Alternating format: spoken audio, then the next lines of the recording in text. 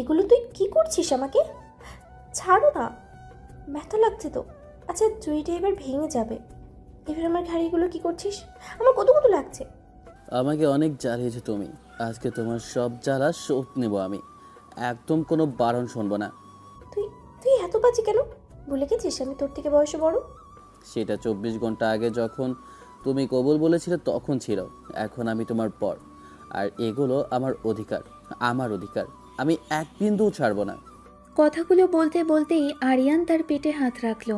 আস্তে আস্তে হাতটা উপরে ওঠাতে ওঠাতে তার ব্লাউজের পেছনের ফিতের দিকে নিয়ে গেল এবং ব্লাউজের ফিতাটা খুলে দিল। এদিকে লজ্জায়, আবেশে ও উত্তেজনায় রোশনির পুরো শরীর থরথর করে কাঁপছে। সে জোরে জোরে নিঃশ্বাস নিচ্ছে এবং বিছানার চাদরটা দুহাতে শক্ত করে খামচে ধরেছে। ফিস ফিস করে বললাম, এত কাঁপছো কেন? আমি তো তোমার জন্য আছি, ভয় পেও না। লজ্জায় আর আবেশে মুখটা বালিশে লুকিয়ে ফেলার চেষ্টা করে কাপা গলায় বলল, তুই তুই একটুও বদলালি না। সবাই বাইরে হাসাহাসি করছে আর তুই এখানে এসে ছাড় না প্লিজ। কেউ কি বললো বা না বললো তাতে আমার কিছু যায় আসে না। আর শুধু তুমি আর আমি। বলতে বলতেই আরিয়ান রোশনির ওপর থেকে আলতো করে ঝুঁকে এসে ওর গালের পাশ দিয়ে কানের লতিতে মুখ ছোঁয়াতেই রোশনির মুখ দিয়ে একটা মিষ্টি আর্তনাদ বেরিয়ে এলো। সে আর নিজেকে সামলাতে না পেরে আরিয়ানের কাঁধে থাকা হাত দুটো দিয়ে ওর শার্টটা শক্ত করে খামচে ধরল। রেশমি ভেজা ঠোঁটে পলকগুলোতে নিজের ঠোঁট ছুঁয়ে চোখের জলগুলো মুছে নিলাম। তারপর নরম অথচ গভীর সুরে বললাম, এতদিন শুধু দূর থেকে ভালোবেসে গেছি, ছোঁয়া হয়নি। আজ যখন সব বাধা পেরিয়ে তোকে পুরোপুরি নিজের করে পেয়েছি, তখন এক মুহূর্তও দূরে সরিয়ে দেব না। এরপর আরিয়ান আর কোনো কথা না বলে রোশনির মুখটা দুই হাতে আলতো করে ওপরে তুলে ধরে সরাসরি ওর ঠোঁটে নিজের ঠোঁট রাখল। দীর্ঘ এক রোম্যান্টিক চুম্বনের আবেশে ঘরের ছাদে ম্লান আলোয় দুজনের নিঃশ্বাসের দূরত্বটুকুও যেন হারিয়ে গেল। রোশনি প্রথমে কিছুটা আড়ষ্ট হয়ে থাকলেও মুহূর্তের মধ্যে সব দ্বিধা ভেঙে দিয়ে আরিয়ানের বাহু ধরে সম্পূর্ণ সমর্পণ করে দিল নিজেকে। চুম্বনের সেই উষ্ণ আবেশ কেটে যাওয়ার পরও দুজনেই বেশ কিছুক্ষণ নিঃশব্দে একে অপরের চোখের দিকে তাকিয়ে রইল। ঘরের মৃদু আলোয় রোশনির গাল দুটো লজ্জায় লাল হয়ে আছে আর তার বুকটা এখনও দ্রুত ওঠানামা করছে। মুচকি হেসে রোশনির মুখের ওপর ছড়িয়ে থাকা এক গুচ্ছ চুল সরিয়ে কানের পেছনে গুজে দিল আরিয়ান। তারপর খুব স্নেহের সুরে বলল, এবার একটু শান্ত হয়ে শুয়ে পড়ো, অনেক ধকল গেছে আর সারাদিন। এইমাত্র কি বললি তুই? আবার আমাকে বুবু বললি? বিয়ের রাতেও তোর এই স্বভাব গেল না তাই না? দাঁড়া তোকে দেখাচ্ছি। চোখ বড় বড় করে এক ধমক দিয়ে কথাগুলো বলে এক মুহূর্তের জন্য লজ্জা ভুলে বালিশটা তুলে সজোরে মেরে বসলো আরিয়ানের গায়ে। কিন্তু পরক্ষণেই নিজের এই কাণ্ড দেখে নিজেই আবার লজ্জায় মুখ ঢেকে ফেলল রোশনি। উচ্চস্বরে হেসে উঠে রোশনির দুটো হাত এক টানে নিজের মুঠোয় বন্দি করে ফেলল আরিয়ান।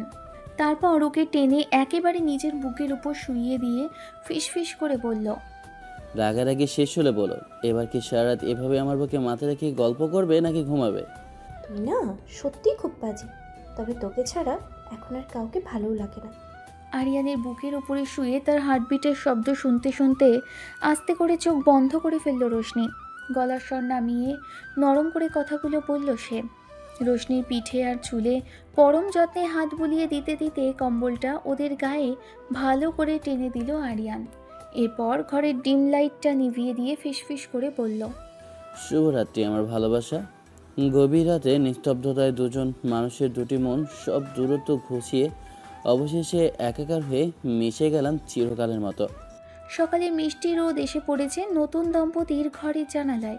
বিছানায় আচ্ছন্ন হয়ে ঘুমিয়ে আছে রোশনি আর তার মাথার চুলগুলো ছড়িয়ে আছে আরিয়ানের কাঁধের ওপর।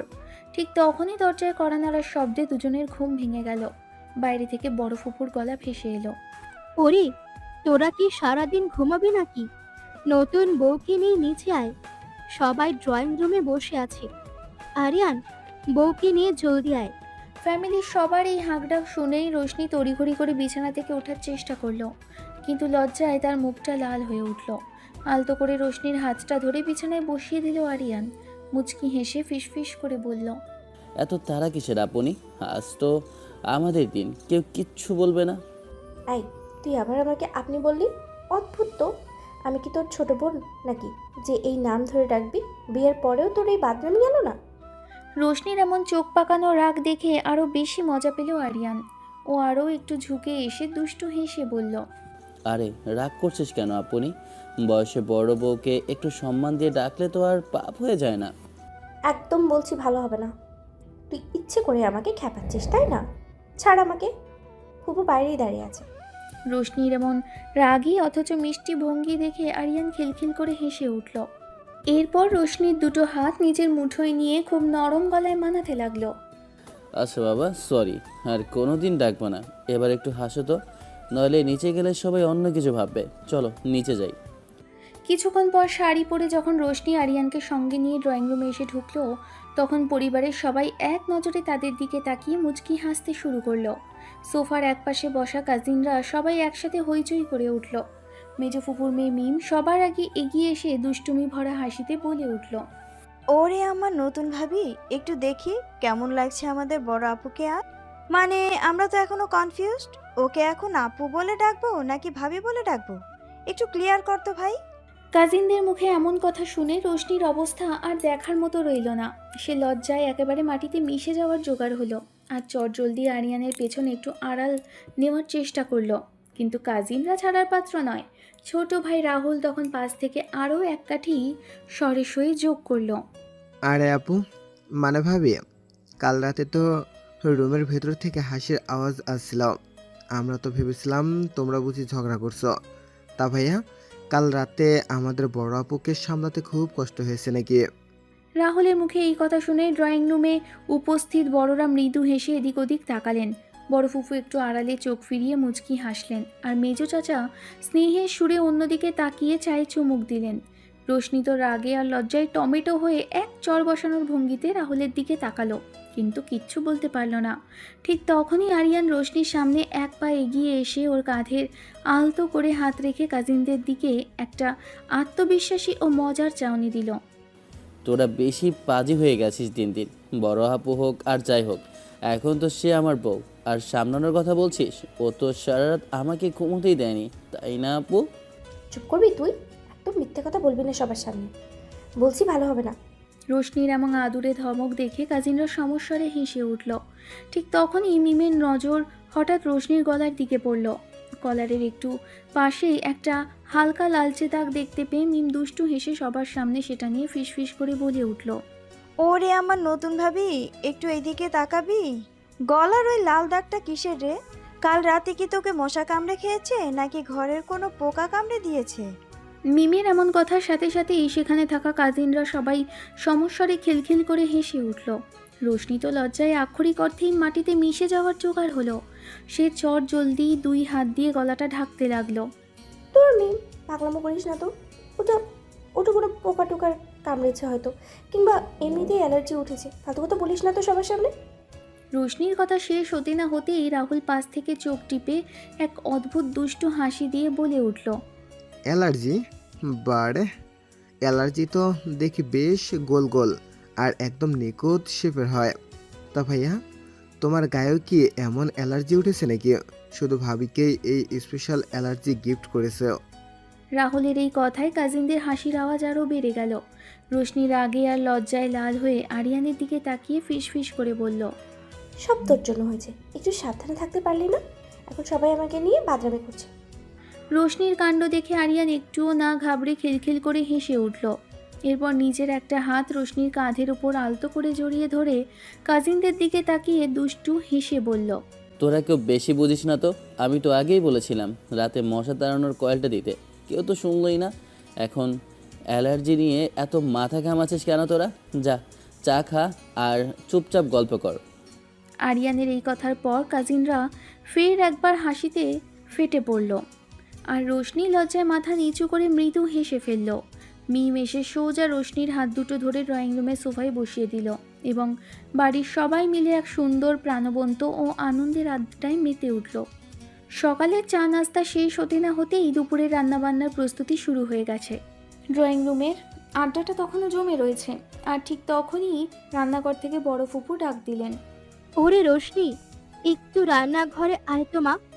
তোর হাতের স্পেশাল কোনো রান্না দিয়েই আজ দুপুরের খাওয়া শুরু করা যাক, কি বলিস? ফুফু ডাকতে রোশনি যেন হাঁপ ছেড়ে বাঁচল। কাজিনদের ওই দুষ্টু মিষ্টি বাঁকা কথার হাত থেকে একটু নিস্তার পাওয়ার জন্য সে তড়িঘড়ি করে সোফা ছেড়ে ওঠার চেষ্টা করলো, কিন্তু মিম আর রাহুল কোথায় ছাড়ার পাত্র। মিম সাথে সাথে রোশনির হাত ধরে আবার বসিয়ে দিয়ে দুষ্টু হেসে বলে উঠল, এত সহজে ছাড়ছি না। রশনি তো সবেমাত্র ড্রয়িং রুমে বসলো, এখন এই রান্নাঘরে যাওয়ার কোনো চান্সই নেই। আরিয়ান ভাইয়া বরং একটু সহ্য করুক না গিয়ে। ছাড় তো মিম, ফুপু ডাকছে, আর আমি চুপচাপ বসে থাকবো নাকি? তোদের এই বাদরামি কমানোর সময় এসেছে এবার। রোশনির এমন নার্ভাস আর কিছুটা ক্ষেপে যাওয়ার ভঙ্গি দেখে আরিয়ানা নিজের হাসি ধরে রাখতে পারল না। সে সোফা থেকে উঠে দাঁড়িয়ে রোশনির কাঁধে আলতো করে একটা হাত রাখল আর খুব শান্ত ও স্নেহের সুরে ফুপুকে উদ্দেশ্য করে বলে উঠল, ফুপু, তুমি চিন্তা করো না, আজ রোশনি রান্না করে যাবে না, বরং আমি আজ ওর হয়ে স্পেশাল কিছু একটা রান্না করে ফেলছি। দেখি কে আটকায়। আরিয়ানের মুখে এই কথা শোনার সাথে সাথেই ড্রয়িং রুমে উপস্থিত সবাই একসাথে অবাক হয়ে গেল। রোশনি তো নিজের কানকেই বিশ্বাস করতে পারছিল না। যে মানুষ কোনোদিন জীবনে রান্নাঘরের নামও নেয়নি, সে আজ তার হয়ে রান্না করবে বলছে। তুই রান্না করবি? মাথা খারাপ হয়ে গেছে নাকি তোর? শেষ পর্যন্ত রান্নাঘরটা কি তুই উড়িয়ে দেওয়ার প্ল্যান করেছিস? দরকার নেই বাবা, আমি নিজেই যাচ্ছি। রোশনি বারণ করতে গেলেই আরিয়ান ওর হাতটা নিজের মুঠোয় শক্ত করে চেপে ধরে মুচকি হেসে চোখের ইশারায় বোঝালো যে সে একদম সিরিয়াস। কাজিনরা তো এই দৃশ্য দেখে হইচই শুরু করে দিল। বাহ ভাইয়া, বিয়ের ঠিক পরের দিনে একদম রান্নাঘরের দায়িত্ব নিয়ে নিচ্ছ দেখছি। রাহুলের এই কথায় পুরো ঘরে আবার হাসির রোল পড়ে গেল। রোশনি আর কিছু বলতে না পেরে লজ্জায় লাল হয়ে মাথা নিচু করে ফেলল, আর আরিয়ান একটা চতুর ও মিষ্টি হাসি দিয়ে সোজা রান্নাঘরের দিকে পা বাড়ালো। আরিয়ান রান্নাঘরের দিকে চলে যেতেই ড্রয়িং রুমে উপস্থিত কাজিনরা খিলখিল করে হেসে উঠল। মিম সঙ্গে সঙ্গে রোশনির পাশে একটু ঘেঁষে বসে দুষ্টুমি ভরা গলায় ফিসফিস করে বলে উঠল, কিরে রশনি, বিয়ের বয়স তো সবে একদিন হলো, এর মধ্যেই দেখছি বরকে পুরো পটিয়ে নিজের আজ্ঞাবহ বানিয়ে ফেলেছিস। একদম রান্নার দায়িত্ব কাঁধে তুলে নিল যে। চুপ করবি পাজি মেয়ে, এমনিতেই লজ্জায় মরে যাচ্ছি আর তুই সব ফাজলামি শুরু করেছিস। তোর দাদাকে গিয়ে বল না ও যেন রান্নাঘরটা আস্ত রাখে। রোশনির এই নাজেহাল অবস্থা দেখে বড় ফুফু রান্নাঘর থেকে বেরিয়ে এলেন এবং স্নেহের হাসিতে তার মাথায় হাত বুলিয়ে বললেন, আরে ওরম করিস না তো তোরা সবাই। ছেলেটা যখন শখ করে গেছে রান্না করতে, করুক না একটু নিজের নতুন বউয়ের জন্য। তোরা বরং একটু আড্ডা দে মা, আমি গিয়ে দেখি ও আবার লবণের জায়গায় চিনি ঢেলে দিল নাকি। ফুফুর এই মজার কথায় পুরো ড্রয়িং রুমে আবার হাসির রোল পড়ে গেল। ঠিক তখনই রান্নাঘরের ভেতর থেকে বিকট একটা আওয়াজ ভেসে এলো, যেন কোনো হাঁড়ি বা কড়াই মেঝেতে পড়ে গেছে। ওই যে, আমি আগেই বলেছিলাম, এবার মনে হয় রান্নাঘরটা সত্যিই বিস্ফোরণ ঘটিয়ে উড়িয়ে দিয়েছে। আমি গিয়ে দেখি কি কাণ্ড করেছে। আর অপেক্ষা না করে রোশনি তড়িঘড়ি করে ড্রয়িং রুম ছেড়ে সোজা রান্নাঘরের দিকে ছুটল, আর পেছনে কাজিনরা সমস্বরে হাসতে হাসতে বলতে লাগলো। রান্নাঘরের দরজার সামনে এসে রোশনি যখন উকি দিল, তখন তার চোখ কপালে ওঠার জোগাড় হলো। মেঝেতে একটা চামচ পড়ে আছে, আর আরিয়ান দু হাতে প্যান ধরে অসহায় মুখে দাঁড়িয়ে আছে। এই, তুই এখানে এসে কি কাণ্ড করেছিস বলতো? চামচ ফেলে দিলি কেন?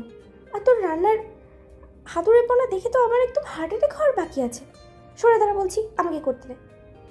আরে তুই এত প্যানিক করছিস কেন?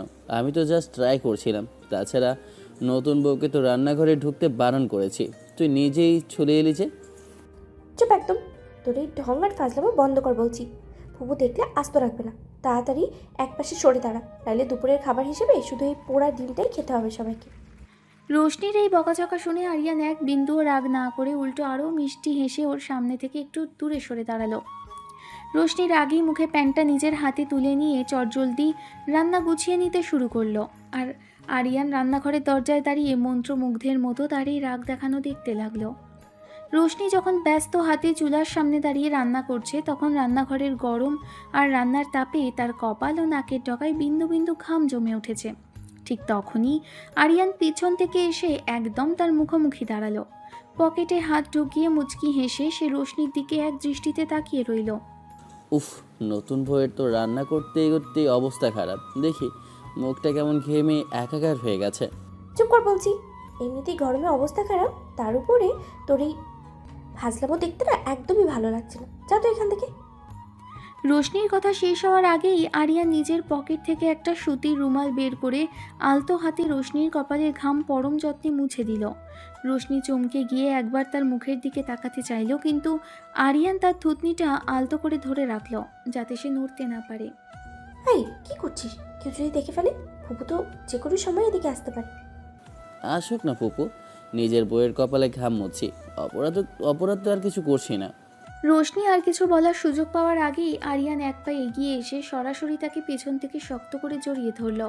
তার দুই হাত রোশনির পেটের ওপর পেঁচিয়ে ধরে নিজের বুক ঘেঁষে টেনে নিল। হঠাৎ এই রোম্যান্টিক ছোঁয়ায় রোশনির বুকটা দুন্ধুবি বাজিয়ে উঠল, আর তার হাতের হাতাটা প্রায় খসে পড়ার উপক্রম হলো। সে লজ্জায় আড়ষ্ট হয়ে ফিসফিস করে উঠল। ছাড় বলছি, এভাবে জড়িয়ে ধরে থাকলে আমি রান্না করবো কি করে? তুই কি আমাকে হাত না খাইয়ে মারার প্ল্যান করেছিস? না খাইয়ে মারবো কেন? তোমাকে রান্না করতে দিলেই তো ঝামেলা বাঁধে। তাছাড়া এভাবে জড়িয়ে না ধরলে কি রান্নার আসল স্বাদ আসবে নাকি? রোশনির কানের লতিতে আরিয়ানের গরম নিঃশ্বাসের ছোঁয়া লাগতেই রোশনির সারা শরীর শিহরিত হয়ে উঠল। লজ্জায় তার কান দুটো পর্যন্ত লাল হয়ে গেল। সে কোনো মতে নিজেকে একটু সামলে নিয়ে পিছন দিকে সামান্য মাথাটা ঝুঁকিয়ে দিল। তোর এই বাদরামি কমানোর কোনো উপায় নেই, তাই না? একদম ছাড় বলছি, তরকারি পুড়ে যাবে তো। পুড়লে পুড়ুক, আমার তাতে কি? আমার তো শুধু তোমাকে এভাবে কাছে পেতে ইচ্ছে করে। আরিয়ানের এই মিষ্টি ও উষ্ণ ছোঁয়ায় রোশনির চোখ দুটো লজ্জায় বন্ধ হয়ে এলো। সে আর কোনো কথা বলতে পারল না, শুধু একটা দীর্ঘশ্বাস ফেলে মৃদু হেসে নিজের কাজে মন দেওয়ার চেষ্টা করলো। আর আরিয়ানও তাকে আরও একটু শক্ত করে জড়িয়ে ধরে রান্নাঘরের এই গোপন রোম্যান্স পুরোপুরি উপভোগ করতে লাগলো। রান্নাঘরের ভেতরে যখন এই মিষ্টি রোম্যান্স আর খুনসুটি চলছে, ঠিক তখনই বাইরে থেকে বড় ফুফুর গলা ভেসে এলো। ওরে রোশনি, তরকারি কি নামিয়ে ফেলেছিস, নাকি তোর বর একা একাই সব খেয়ে শেষ করে ফেলেছে? জলদি কর্মা, সবাই খেতে বসে গেছে। ফুফুর গলা পেতেই রোশনির চমক ভেঙে গেল। সে তাড়াতাড়ি আরিয়ানের হাত থেকে নিজেকে ছাড়িয়ে নিয়ে প্যানে শেষবারের মতো হাত চালালো। এই দেখ, ফুপু ডেকে দিয়েছে। এখন যদি কেউ এসে আমাদের এই অবস্থায় দেখে, আমি কিন্তু লজ্জায় মরে যাব। তুই তাড়াতাড়ি এখান থেকে বের হ বলছি। আচ্ছা বাবা, যাচ্ছি। তো তাড়াতাড়ি প্লেটে খাবারগুলো বেড়ে ড্রয়িং রুমে নিয়ে এসো। আমি সবার সাথে ডাইনিং টেবিলে বসি। আরিয়ান একটা চতুর হাসি দিয়ে রান্নাঘর থেকে বেরিয়ে ড্রয়িং রুমের দিকে চলে গেল। আর রোশনি দীর্ঘশ্বাস ফেলে দ্রুত হাতে সব রান্না বাটিতে সাজিয়ে ডাইনিং টেবিলের দিকে নিয়ে যাওয়ার প্রস্তুতি নিতে লাগলো। রান্নাঘরের ভেতরে দাঁড়িয়ে একা একা খাবার সাজাতে সাজাতে রোশনির মনটা হঠাৎ করেই অতীতে হারিয়ে গেল। আজ থেকে বছর দুয়েক আগের সেই দিনগুলোর কথা মনে পড়ে গেল, যখন তাদের সম্পর্কটা আজকের মতো এত সহজ ছিল না। বড় ফুফুর বাসায় সবেমাত্র পা রাখা আরিয়ান তখন ইউনিভার্সিটির প্রথম বর্ষের ছাত্র, আর রোশনি মাস্টার্সের শেষ পর্যায়ে। বয়সে 2 বছরের বড় হওয়ার সুবাদে রোশনি সব সময় নিজের একটা আলাদা ব্যক্তিত্ব বজায় রাখার চেষ্টা করত, আর আরিয়ানের প্রধান কাজই ছিল সেই ব্যক্তিত্বে একটু মিষ্টি ছলে ফাটল ধরানো। রোশনি স্পষ্ট মনে আছে সেই দুপুরগুলোর কথা। বাড়ির সবাই যখন যে যার মতো ঘুমোচ্ছে বা বিশ্রামে আছে, তখন দোতলার বারান্দায় একটা বেতের চেয়ারে বসে রোশনি তার ল্যাপটপে অ্যাসাইনমেন্টের কাজ করছে। ঠিক তখনই হালকা পায়ে নিঃশব্দে সেখানে এসে হাজির হতো আরিয়ান। এসেই সে কোনো কথা না বাড়িয়ে সোজা রোশনির ল্যাপটপের স্ক্রিনটা এক ঝটকায় নামিয়ে দিত। তোর কি অন্য কোনো কাজ নেই বলতো আরিয়ান? প্রতিদিন ঠিক দুপুরবেলায় আমার মাথার উপরে এসে হাজির হওয়া কি তোর অভ্যেসে দাঁড়িয়ে গেছে? বলছি ল্যাপটপের স্ক্রিনটা ওভাবেই ছাড়। আমার কাজের কত প্রেশার দেখছিস না? সারাদিন এই ল্যাপটপের স্ক্রিনে চোখ গুজে রোবটের মতো বসে থাকিস তো? তোর এই মিষ্টি মুখটার দিকে তাকালেই তো আমার পরাণ জোড়ায়। একটু বড় আপুর মতো ধমকাধমকি বাদ দিয়ে আমার সাথে দুটো ভালো কথা বলা যায় না? নাকি এই ল্যাপটপ আর খাতা কলমই তোর একমাত্র বন্ধু? খবরদার, আমাকে ওই বড় আপু বলে ডেকে ঢং করবি না বলছি। বয়সে 2 বছর বড় হতে পারি, কিন্তু তার মানে এই না যে যখন তখন এসে আমার মাথায় কাঁঠাল ভেঙে খাবি। আর কোন সাহসে তুই আমার চুলে হাত দিলি? হাত সত্যি বলছি, কাঁচি দিয়ে কেটে দেবো একদম। রোশনি যতই চোখ রাঙিয়ে বকাঝকা করুক না কেন, আরিয়ান তাতে এক বিন্দুও ভয় পেত না। উল্টো সে আরও একটু ঘেঁষটে এসে রোশনি ঠিক কানের কাছে মুখ এনে নরম অথচ একদম ছটফটে গলায় ফিসফিস করে বলে উঠত, হাত কাটবি তো কাটতেই পারিস, তাতে আমার মুখ দেখা কি বন্ধ করতে পারবি? আর একটু বয়সে বড় হলে কি ভালোবাসা আটকে রাখা যায় নাকি? বল তো গিন্নি। আমার তো মনে হয় স্বয়ং সৃষ্টিকর্তা আমার কপালে এই রাগচটা বড় আপুটাকে লিখে রেখেছেন। তোর এই ফাজলামো কমানোর কিচ্ছু নেই, তাই না? একদম ফালতু কথা বলবি না বলছি। অপু যদি নিচ থেকে এক চিৎকার দিয়ে ওঠে তখনই বুঝবি ঠেলা। যা বলছি চোখের সামনে থেকে একদম দূর হ। অতীতে সেই রোদেলা দুপুরগুলোর ছোটোখাটো মিষ্টি ঝগড়া আর মনের কোণে লুকিয়ে থাকা সেই ভালোবাসার অনুভূতিগুলো আজ রান্নাঘরে দাঁড়িয়ে রোশনির মনের পর্দায় ভেসে উঠতেই তার ঠোঁটে এক অপূর্ব মায়াবী হাসি ফুটে উঠল। কাজের ব্যস্ততার মাঝেও পুরনো সেই মধুর দিনগুলোর কথা মনে করে তার বুকটা এক অদ্ভুত ভালো লাগায় ভরে গেল। ডাইনিং টেবিলের চারপাশে তখন পরিবারের সবার প্রাণবন্ত উপস্থিতি, শাশুড়ির তৃপ্তিমাখা হাসি মুখ আর সবার প্রশংসার মাঝে রোশনির মনটা হঠাৎ করেই অতীতে ফিরে গেল, বিয়ের আগের সেই দিনগুলো। রোশনি তখন ইউনিভার্সিটি পড়াশোনার সুবাদে তাদের এই বাসাতেই থেকে পড়াশোনা করত। ঠিক এই খাবার টেবিলকে ঘিরেই দুজনের কত খুনসুটি হতো। সেদিনও রোশনি নিজেও হাতে দুর্দান্ত বিরিয়ানি রান্না করে ডাইনিং টেবিলে বাটিগুলো সাজাচ্ছিল। আর ঠিক তখনই আরিয়ান পেছন থেকে এসে এক অদ্ভুত আবদার জুড়ে বসেছিল। উফ, কি দারুণ সুবাস ছড়াচ্ছে। মায়ের গতানুগতিক হাতের রান্না খেয়ে তো জীবনে স্বাদই মরে গিয়েছিল। ভাগ্যিস তুমি এই বাড়িতে পড়াশোনা করতে এসেছিলে। আচ্ছা, টেবিলে সবাইকে দাও, আগে আমাকে একটু চেখে দেখতে দেওয়া যায় না? একদম না। সবার জন্য একসাথে টেবিলে সাজানোর পর নিয়ম মতো সবাই খাবে। চোখের সামনে থেকে সর বলছি। এমনিতেই রান্নার তাপে মাথা গরম হয়ে আছে, তার উপরে আবার তোমার এই বাদরামো একদম সহ্য হচ্ছে না। ইস, একটু আগে থেকে খেয়ে দেখলে, একটু আগে থেকে খেয়ে ফেললে কি মহাভারত অশুদ্ধ হয়ে যেত? তোমার রান্না এমনিতেই এত জাদু, আগে একটু টেস্ট করে নিলে তো শেফের সম্মান আরও বাড়তো, বই কমতো না। তুমি কি আস্ত একটা চোর নাকি রে বাবা? লুকিয়ে লুকিয়ে এভাবে বাটি থেকে মাংসের টুকরো তুলে মুখে নিয়ে দিলে। এখনই আন্টির কাছে গিয়ে তোমার এই চুরির নালিশ করছি, দাঁড়। অতীতে সেই ছোটোখাটো চুরির মুহূর্ত আর খাবার নিয়ে দুজনের সেই খুনসুটির স্মৃতিগুলো রোশনির মনে ভেসে উঠতেই তার ঠোঁটে এক চিলতে মায়াবী হাসি ফুটে উঠল। স্মৃতির জগৎ থেকে ফিরে বর্তমানে ডাইনিং টেবিলে তাকাতেই রোশনি দেখল শাশুড়ি খুব আগ্রহ নিয়ে সবাইকে খাবার পরিবেশন করতে বলছেন। ওরে রোশনি, আর কত খাবি ভাবছিস? বরের প্লেটে তো মাংসের টুকরো দেওয়াই হলো না, নাকি তোরা দুজনে মিলে একা একা সব সার্ভ করার মতলব বেড়েছিস? তাড়াতাড়ি সবার প্লেটে খাবার দে। শাশুড়ির এমন মজার মন্তব্যে চারপাশের সবাই হোঁচট খেয়ে হেসে উঠল।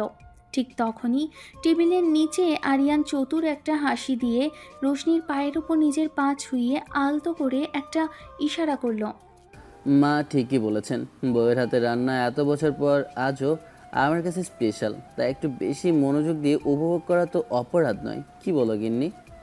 বেশি কথা না বলে চুপচাপ খাওয়া শেষ করো তো। পুরনো অভ্যেস তো একটাও গেল না দেখছি। রাতে কিন্তু আর কোনো খাবার কপালে জুটবে না বলে দিলাম। রোশনির এই ছোট্ট ধমক আর লুকিয়ে চিমটি কাটার কাণ্ডটা চারপাশের কোলাহলে আরিয়ান ছাড়া আর কেউই টের পেল না। বিয়ের পর আরিয়ানের মাঝে হয়তো দায়িত্ববোধ আর পরিপক্কতা অনেক বেড়েছে, কিন্তু তাদের এই চিরচেনা দুষ্ট মিষ্টি রসায়ন এক ফোঁটাও বদলায়নি।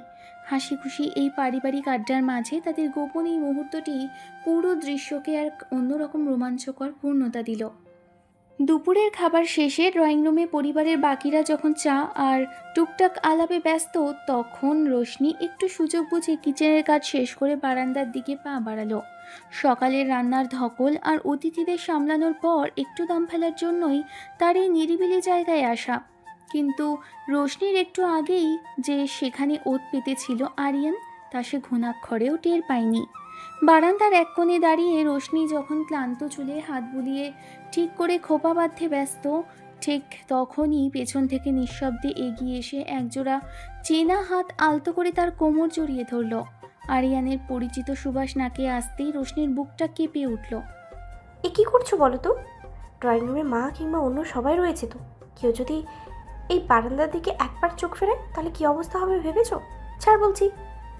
দেখুক না সবাই, নিজের বউকে একটু কাছে টেনে নিলে দুনিয়ার কার কি এসে যায় বলো তো? তাছাড়া তুমি যখন ওই ডাইনিং টেবিলের সবার সামনে আমায় কড়া চোখে তাকিয়ে চিমটি কাটছিলে, তখন থেকেই এই বদলাটা নেয়ার জন্য আমার মাথা কাজ করছিল না। খুব পেকেছো তাই না? বিয়ের আগে ওই পড়ার নাম করে এসে ফাইজলামো তো ছিলেই, এখন আবার নতুন করে রোমিও সেজেছো। বলছি হাত সরাও, বা এখনই হয়তো। রোশনিকে কথা শেষ করার সুযোগ দিল না আরিয়ান। তার মুখের কথা কেড়ে নিয়ে আরিয়ান তার ঘাড়ের কাছ থেকে চুলগুলো একপাশে সরিয়ে দিয়ে ঘাড়ের সংবেদনশীল ত্বকে একটা গভীর আর উষ্ণ চুমু এঁকে দিল। রোশনির শরীর মুহূর্তের জন্য থরথর করে কেঁপে উঠল। গলার কাছে আটকে গেল সমস্ত বকাঝকা। মা কি করবে করো, আমার এখন শুধু তোমাকে দেখতে ইচ্ছে করছে। জানো, এই বাড়িতে যখন তুমি সেই প্রথম পড়তে আসতে, লুকিয়ে লুকিয়ে তোমাকেই শুধু দেখতাম। আর আজ এই বারান্দায় দাঁড়িয়ে আমার বুকে জড়িয়ে থাকা এই রোশনিটা পুরোপুরি আমার।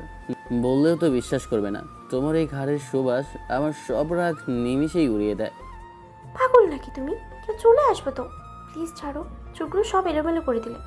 রোশনি যতই মৃদু প্রতিবাদ করুক না কেন, তার কণ্ঠের কাঁপন আর চোখে জমে থাকা লজ্জার আবেশ বলে দিচ্ছিল সেও এই দূরত্বহীন মুহূর্তটা কতটা উপভোগ করছে।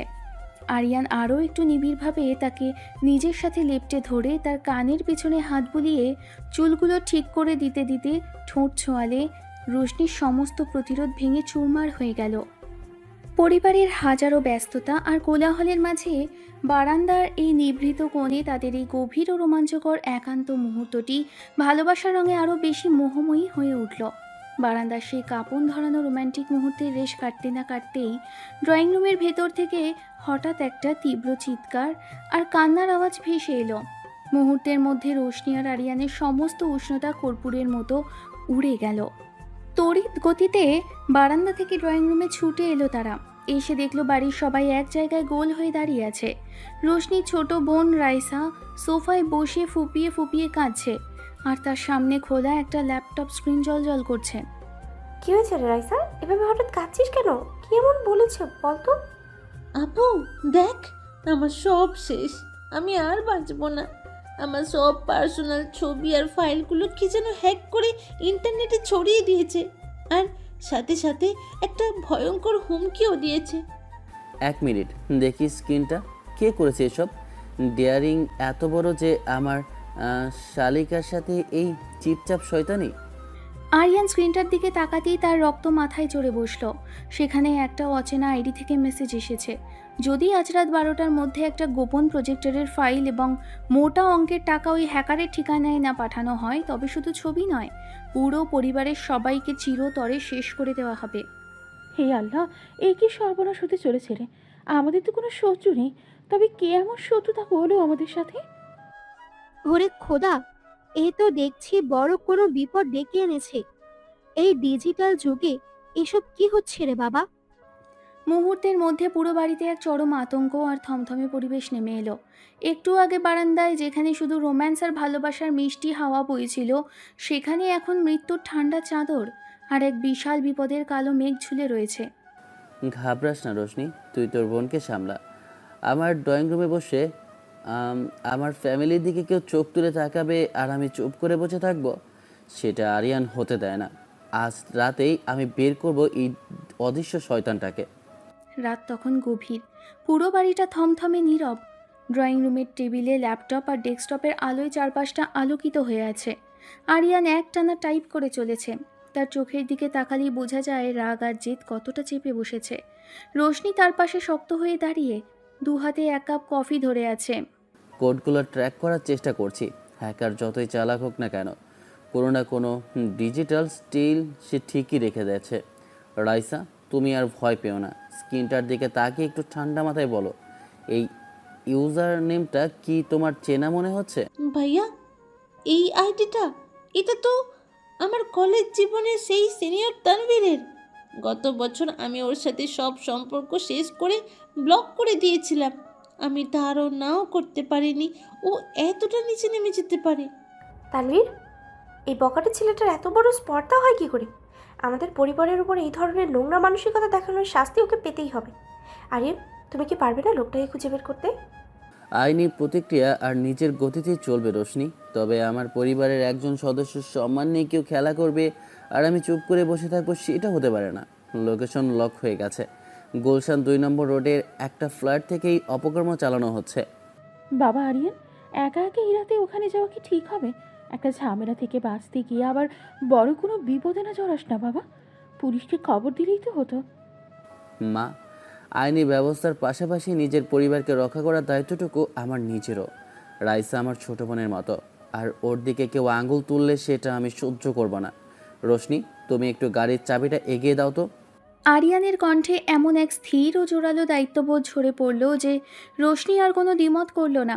সে দ্রুত দয়ার থেকে চাবিটা এনে আরিয়ানের হাতে তুলে দিল, আর চোখের পলকে আরিয়ান ঘর থেকে বেরিয়ে ঝড়ের গতিতে সিঁড়ি দিয়ে নিচে নেমে গেল। শুরু হয়ে গেল এক রুদ্ধশ্বাস রাতের মুখোমুখি লড়াই। গুলশান 2 নম্বরের সেই নিরিবিলি অ্যাপার্টমেন্টের ফ্ল্যাটটি তখন অন্ধকার। তানভীর তার ল্যাপটপে বসে বিজয়ের হাসি হাসছে। ঠিক তখনই ড্রয়িং রুমের দরজা ভেঙে চুরমার হয়ে গেল।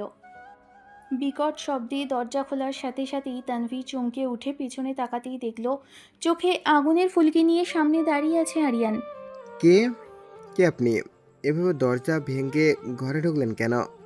সিকিউরিটি ডাকবো আমি? তানভীরের এই কথা শুনে আরিয়ান এক চিলতে ঠান্ডা হাসি দিয়ে তার দিকে এগিয়ে গেল এবং মুহূর্তের মধ্যে তানভীরের শার্টের কলার খামচে ধরে দেওয়ালে সেঁটে দিল। সিকিউরিটি ডাকার সুযোগ তুই জীবনে আর পাবি না তানভীর। আমার শালিকার পার্সোনাল ছবি লিক করার হুমকি দিয়েছিস? এত বড় স্পর্ধা কার জোরে পেলি রে তুই? কী সব আজে বাজে বকছেন? আমি কিছু জানি না। বের হয়ে যান আমার বাসা থেকে, নইলে পুলিশ ডাকবো। তানভীরের গলা কাঁপলেও সে মিথ্যে বাহাদুরি দেখানোর চেষ্টা করলো, কিন্তু আরিয়ানের হাতের পেশিগুলো শক্ত হয়ে ফুলে উঠল এবং তার চোখের চাউনিতে তানভীরের সমস্ত সাহস নিমেষেই উবে গেল। পুলিশ ডাকার শখ তো তোর খুব, তাই না? কিন্তু তার আগে তোর এই হাত দিয়ে আর কখনো যাতে কোনো মেয়ের দিকে বা আমার পরিবারের দিকে আঙুল তুলতে না পারিস, সেই ব্যবস্থাটা আজ আমি করব। ল্যাপটপটা কোথায়? তোর এই ড্রাইভটা নিজের হাতে ডিলিট করবি নাকি আমি চূর্ণ বিচূর্ণ করে দেব? ভাইয়া, ভুল হয়ে গেছে ভাইয়া, প্লিজ আমাকে ছাড়ুন। আমি এখনই সব ডিলিট করে দিচ্ছি, আর কোনোদিন এমন ভুল হবে না। প্লিজ মাফ করে দিন। ত্রস্ত হাতে কাঁপতে কাঁপতে তানভীর ল্যাপটপে টাইপ করতে শুরু করলো। আরিয়ানের এই ভয়ঙ্কর রূপ আর আপোষহীন জেদের সামনে দাঁড়িয়ে তখন তার প্রাণ ওকুটে শুকিয়ে যাওয়ার উপক্রম হয়েছে। ওদিকে গভীর রাতে রোশনির বাড়িতে তখন চরম উৎকণ্ঠা আর উদ্বেগের মুহূর্ত কাটছে। ড্রয়িং রুমে সোফায় বসে শাশুড়ি আর বড় ফুফু জায়নামাজে বসে দোয়া করছেন, আর রোশনি ঘরের এ মাথা থেকে ও মাথা হেঁটে চলেছেন। রাইসা এক কোণে মুখ গুজে নিঃশব্দে কেটে চলেছে। ঠিক এমন সময় বাইরে গাড়ি থামার বিকট শব্দ শোনা গেল। গাড়িতে আমার শব্দ, আরিয়ান কি ফিরে এলো? রোশনি দরজা খুলে বারান্দায় বা ড্রয়িং রুমের গেটে আসতেই দেখল উদ্ভ্রান্তের মতো সিঁড়ি দিয়ে উপরে উঠছে আরিয়ান। তার চেহারায় কোনো ক্লান্তির ছাপ নেই, বরং চোখে এক ঠান্ডা বিজয়ের চকচকে দৃষ্টি। সে সরাসরি ড্রয়িং রুমে এসে ঢুকলো। আরিয়ান, তুমি ঠিক আছো তো? কোনো বিপদে পড়নি তো? ওই ছেলেটা তানভীর কিছু করেছে? আরিয়ান পকেট থেকে হাত বের করে খুব শান্ত ও শীতল গলায় রোশনির দুশ্চিন্তা দূর করার চেষ্টা করলো। তার কণ্ঠে এক পরম নির্ভরতার সুর স্পষ্ট ভেসে উঠল। বিপদের দিন শেষ রোশনি। যে ছেলেটা আমার পরিবারের একটা মেয়ের চোখের জল ফেলেছিল, সে আজ থেকে আর কখনো কারোর দিকে চোখ তুলে তাকানোর সাহসও পাবে না। রাইসের ল্যাপটপের সব ডেটা এবং ক্লায়েন্ট ব্যাকআপ আমি আমার নিজের চোখে পার্মানেন্টলি ডিলিট করিয়েছি। রাইসা সোফা থেকে দৌড়ে এসে হাউমাউ করে কেঁদে ফেলে আরিয়ানের হাত জড়িয়ে ধরল। তার সারা শরীর তখন কান্নায় থরথর করে কাঁপছে। ভাইয়া, তুমি সত্যি সব ঠিক করে দিয়েছো? আমায় আর কোনো দিন ওই শয়তানের মুখ দেখতে হবে না তো? আরিয়ান খুব স্নেহের সাথে রাইসার মাথায় হাত বুলিয়ে বড় ভাইয়ের মতো তাকে অভয় দিল এবং আশ্বস্ত করার ভঙ্গিতে মুচকি হাসল। আর ভয় পাস না রাইসা, তোর গায়ে এক ফোঁটা আঁচড়ে কেউ ফেলতে পারবে না যতক্ষণ আমি বেঁচে আছি। আজ থেকে তোর এই ভাইটা তোর সব থেকে বড় প্রোটেকশন। যাও গিয়ে একটু শান্ত হয়ে ঘুমাও। শাশুড়ি চোখের জল মুছতে মুছতে এগিয়ে এসে আরিয়ানকে বুকে টেনে নিলেন এবং কপালে হাত বুলিয়ে দোয়া করতে লাগলেন। বড় ফুপুও স্বস্তির দীর্ঘশ্বাস ফেলে আরিয়ানের প্রশংসায় মুখর হলেন। সবার মুখে স্বস্তির হাসি আর চোখে কৃতজ্ঞতার অশ্রু দেখে রোশনি এক দৃষ্টিতে চেয়ে রইল তার স্বামীর দিকে। যে মানুষটা একটু আগেও ছায়ার মতো রোম্যান্সে মেতেছিল, সেই মুহূর্তে প্রয়োজনে কতটা ভয়ঙ্কর ও নির্ভরতার প্রতীক হয়ে উঠতে পারে। আরিয়ান সবার ভিড় থেকে রোশনিকে টেনে একটু আড়ালে নিয়ে গেল এবং চোখের ইশারায় দুষ্টু একটা হাসি দিয়ে ফিসফিস করে কিছু একটা বলতে শুরু করলো। কি গিন্নি, বাড়ির বাকি সবার তো টেনশন দূর হলো, কিন্তু আমার যে রাতের বাকি থাকা কাজটা এখনো বাকি রইলো, সেটার কি হবে? রোশনি লজ্জায় মুখ লাল করে মৃদু হেসে আরিয়ানের বুক থেকে হাত সরিয়ে দেওয়ার চেষ্টা করলো, কিন্তু তার চোখের কোণে তখন ভালোবাসার এক অন্যরকম আলো ঝিলিক দিচ্ছিল। ফাইজলামি করো না তো, চারিদিকে এত কাণ্ড ঘটে গেল, আর তোমার এখনও এই ফাজলামো ইয়ার্কি ফিরল না। উফ, যাও গিয়ে হাত মুখ দিয়ে আসো, যাও। আরিয়ান এক মুহূর্ত দেরি না করে রোশনির হাত শক্ত করে ধরে আরও একটু কাছে টেনে নিল এবং চোখে দুষ্টুমি বজায় রেখে ফিসফিস করে কথাটি শেষ করলো। ফাজলামো করছি নাকি একদম খাঁটি সত্যি বলছি সেটা রাত বাড়লেই টের পাবে। চলো তো এখন ভেতরে। এভাবেই এক ঝোড়ো রাতের ভয়ঙ্কর আতঙ্ক পেরিয়ে ভালোবাসার চাদরে ঢাকা পড়ে গেল রোশনি আর আরিয়ানের পৃথিবী। সমস্ত বিপদের মেঘ কাটিয়ে তাদের এই নিখাদ বন্ধন আরও এক নতুন উচ্চতায় গিয়ে পৌঁছল। তানভীরের ফ্ল্যাটের সেই ভয়ঙ্কর ও থমথমে অধ্যায়টা পেছনে ফেলে আসার পর কেটে গেছে বেশ কিছুদিন। সমস্ত সাইবার আতঙ্ক আর বিপদের মেঘ কেটে গিয়ে রোশনি আর আরিয়ানের সংসারটা এখন আগের চেয়ে অনেক বেশি শান্ত, নিরাপদ আর ভালোবাসায় ভরপুর। বিকেল গড়িয়ে তখন সন্ধ্যা নামছে। গুলশানের চিমছাম অ্যাপার্টমেন্টের ড্রয়িং রুমের বিশাল ফ্রেঞ্চ উইন্ডো দিয়ে খোলা হাওয়া আসছে।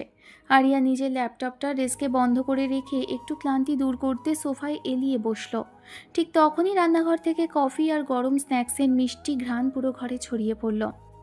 রোশনি হাতে এক ট্রে চা ও স্ন্যাক্স নিয়ে ড্রয়িং রুমে প্রবেশ করলো। তার পরনে হালকা পেস্তা কালারের একটা সালোয়ার কামিজ, চুলগুলো হালকা করে একটা ক্লিপ দিয়ে আটকানো। সে চায়ের কাপটা আরিয়ানের সামনে টেবিলে রাখতেই আরিয়ান এক টানে তার হাত ধরে নিজের কোলে টেনে বসলো।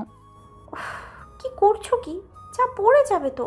বাড়িতে যদি রাইসা বা মা চলে আসে তখন কী হবে বলো তো? আসার সময় অনেক আগেই পার হয়ে গেছে। মা তো ফুপুর বাসায় গেছে বেড়াতে, আর রাইসা তার রুমেই নিজের পড়া নিয়ে ব্যস্ত। সুতরাং এই ড্রয়িং রুমে এখন শুধু তারা দুজনই আছে এবং এই রোম্যান্টিক সন্ধ্যাটা পুরোপুরি তাদের। কথাটি শেষ করেই আরিয়ান তার এক হাত বাড়িয়ে রোশনির সরু কোমরের চারপাশ আরও শক্ত করে জড়িয়ে ধরল এবং তাকে নিজের একেবারে সাথে লেপ্টে টেনে নিল। রোশনির বুক তখন হৃৎস্পন্দনে দ্রুত ছন্দে কাঁপছে। সে বাধা দেওয়ার জন্য নিজের ছোট হাত দুটো রাখলো আরিয়ানের চওড়া বুকের ওপর। ছাড়ো তো, কেউ যদি দেখে ফেলে। সবসময় শুধু দুষ্টু। দেখতে দাও না, কার সাধ্য আছে তাদের মাঝখানে আসার? তাছাড়া সেদিন তানভীরের ওই ঝামেলাটার পর থেকে তো ঠিকমতো কাছেই পাওয়া হয়নি। শুধু শুধু কতগুলো দিন টেনশনে কেটে গেল। আরিয়ান তার অপর হাতটা বাড়িয়ে রোশনির মাথার সেই ক্লিপটা খুব আলতো হাতে খুলে দিল। এক পলকে রোশনির লম্বা কালো চুলগুলো ঢেউ খেলে তার পিঠের ওপর ছড়িয়ে পড়ল। আরিয়ান আঙুল দিয়ে সেই চুলগুলো সরিয়ে রোশনির উন্মুক্ত গলায় হাত রাখল। তার ছোঁয়া লাগতেই রোশনি শিহরিত হয়ে চোখ বন্ধ করে ফেলল। আরিয়ান ঝুঁকে পড়ে রোশনির নরম গলায় একটা দীর্ঘ ও গভীর উষ্ণ চুমু আঁকিয়ে দিল। তারপর তার সেই চুম্বনের পথ বদলে আস্তে আস্তে গলা থেকে ঠেলে উপরে উঠে এলো রোশনির তুলতুলে গালে, আর শেষমেশ এসে মিশল তার মিষ্টি ঠোঁটের ছোঁয়ায়। সেই মায়াবী ও আবেগময় চুম্বনে রোশনির সমস্ত প্রতিরোধ নিমেষে উবে গেল। সে দুই হাতে আরিয়ানের শার্টের কলার খামচে ধরে সম্পূর্ণ আত্মসমর্পণ করল তার ভালোবাসার মাঝে। কাল রাতে তো ওই বিবাহবার্ষিকীর উপহারটা তো দিলে, কিন্তু আমার এই আসল উপহারটা কি তোমার পছন্দ হলো না গিন্নি? রোশনি লজ্জায় একদম লাল হয়ে আরিয়ানের বুকে মুখ লুকিয়ে ফিসফিস করে কথাটি বলল। বড্ড বেশি ফাজিল হয়ে গেছে, চা ঠান্ডা হয়ে যাচ্ছে। মুচকি হেসে আরও একটু শক্ত করে কোমর জড়িয়ে ধরে আরিয়ান জবাব দিল।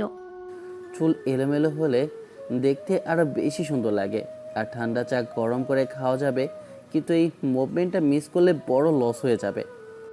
বাইরের ব্যস্ত শহরের কোলাহল আর জীবনের সমস্ত ঝড়ঝাপটা পেছনে ফেলে ভালোবাসার এক গভীর ও মায়াবী চাদরে ঢাকা পড়ে গেল রোশনি আর আরিয়ানের এই অন্তরঙ্গ মুহূর্তটি। ড্রয়িং রুমের মিষ্টি আলোয় চা আর স্ন্যাক্সের টেবিলে তখন অন্যরকম এক আমেজ। বাইরে কলিং বেল বাজতেই রোশনি দ্রুত নিজের চুলগুলো ঠিক করে নিয়ে সোফাটায় একটু ঠিকঠাক হয়ে বসলো। মনে হয় মা আর ফুপু এসে গেছেন, দরজাটা খোলো তো জলদি, কেউ দেখলে।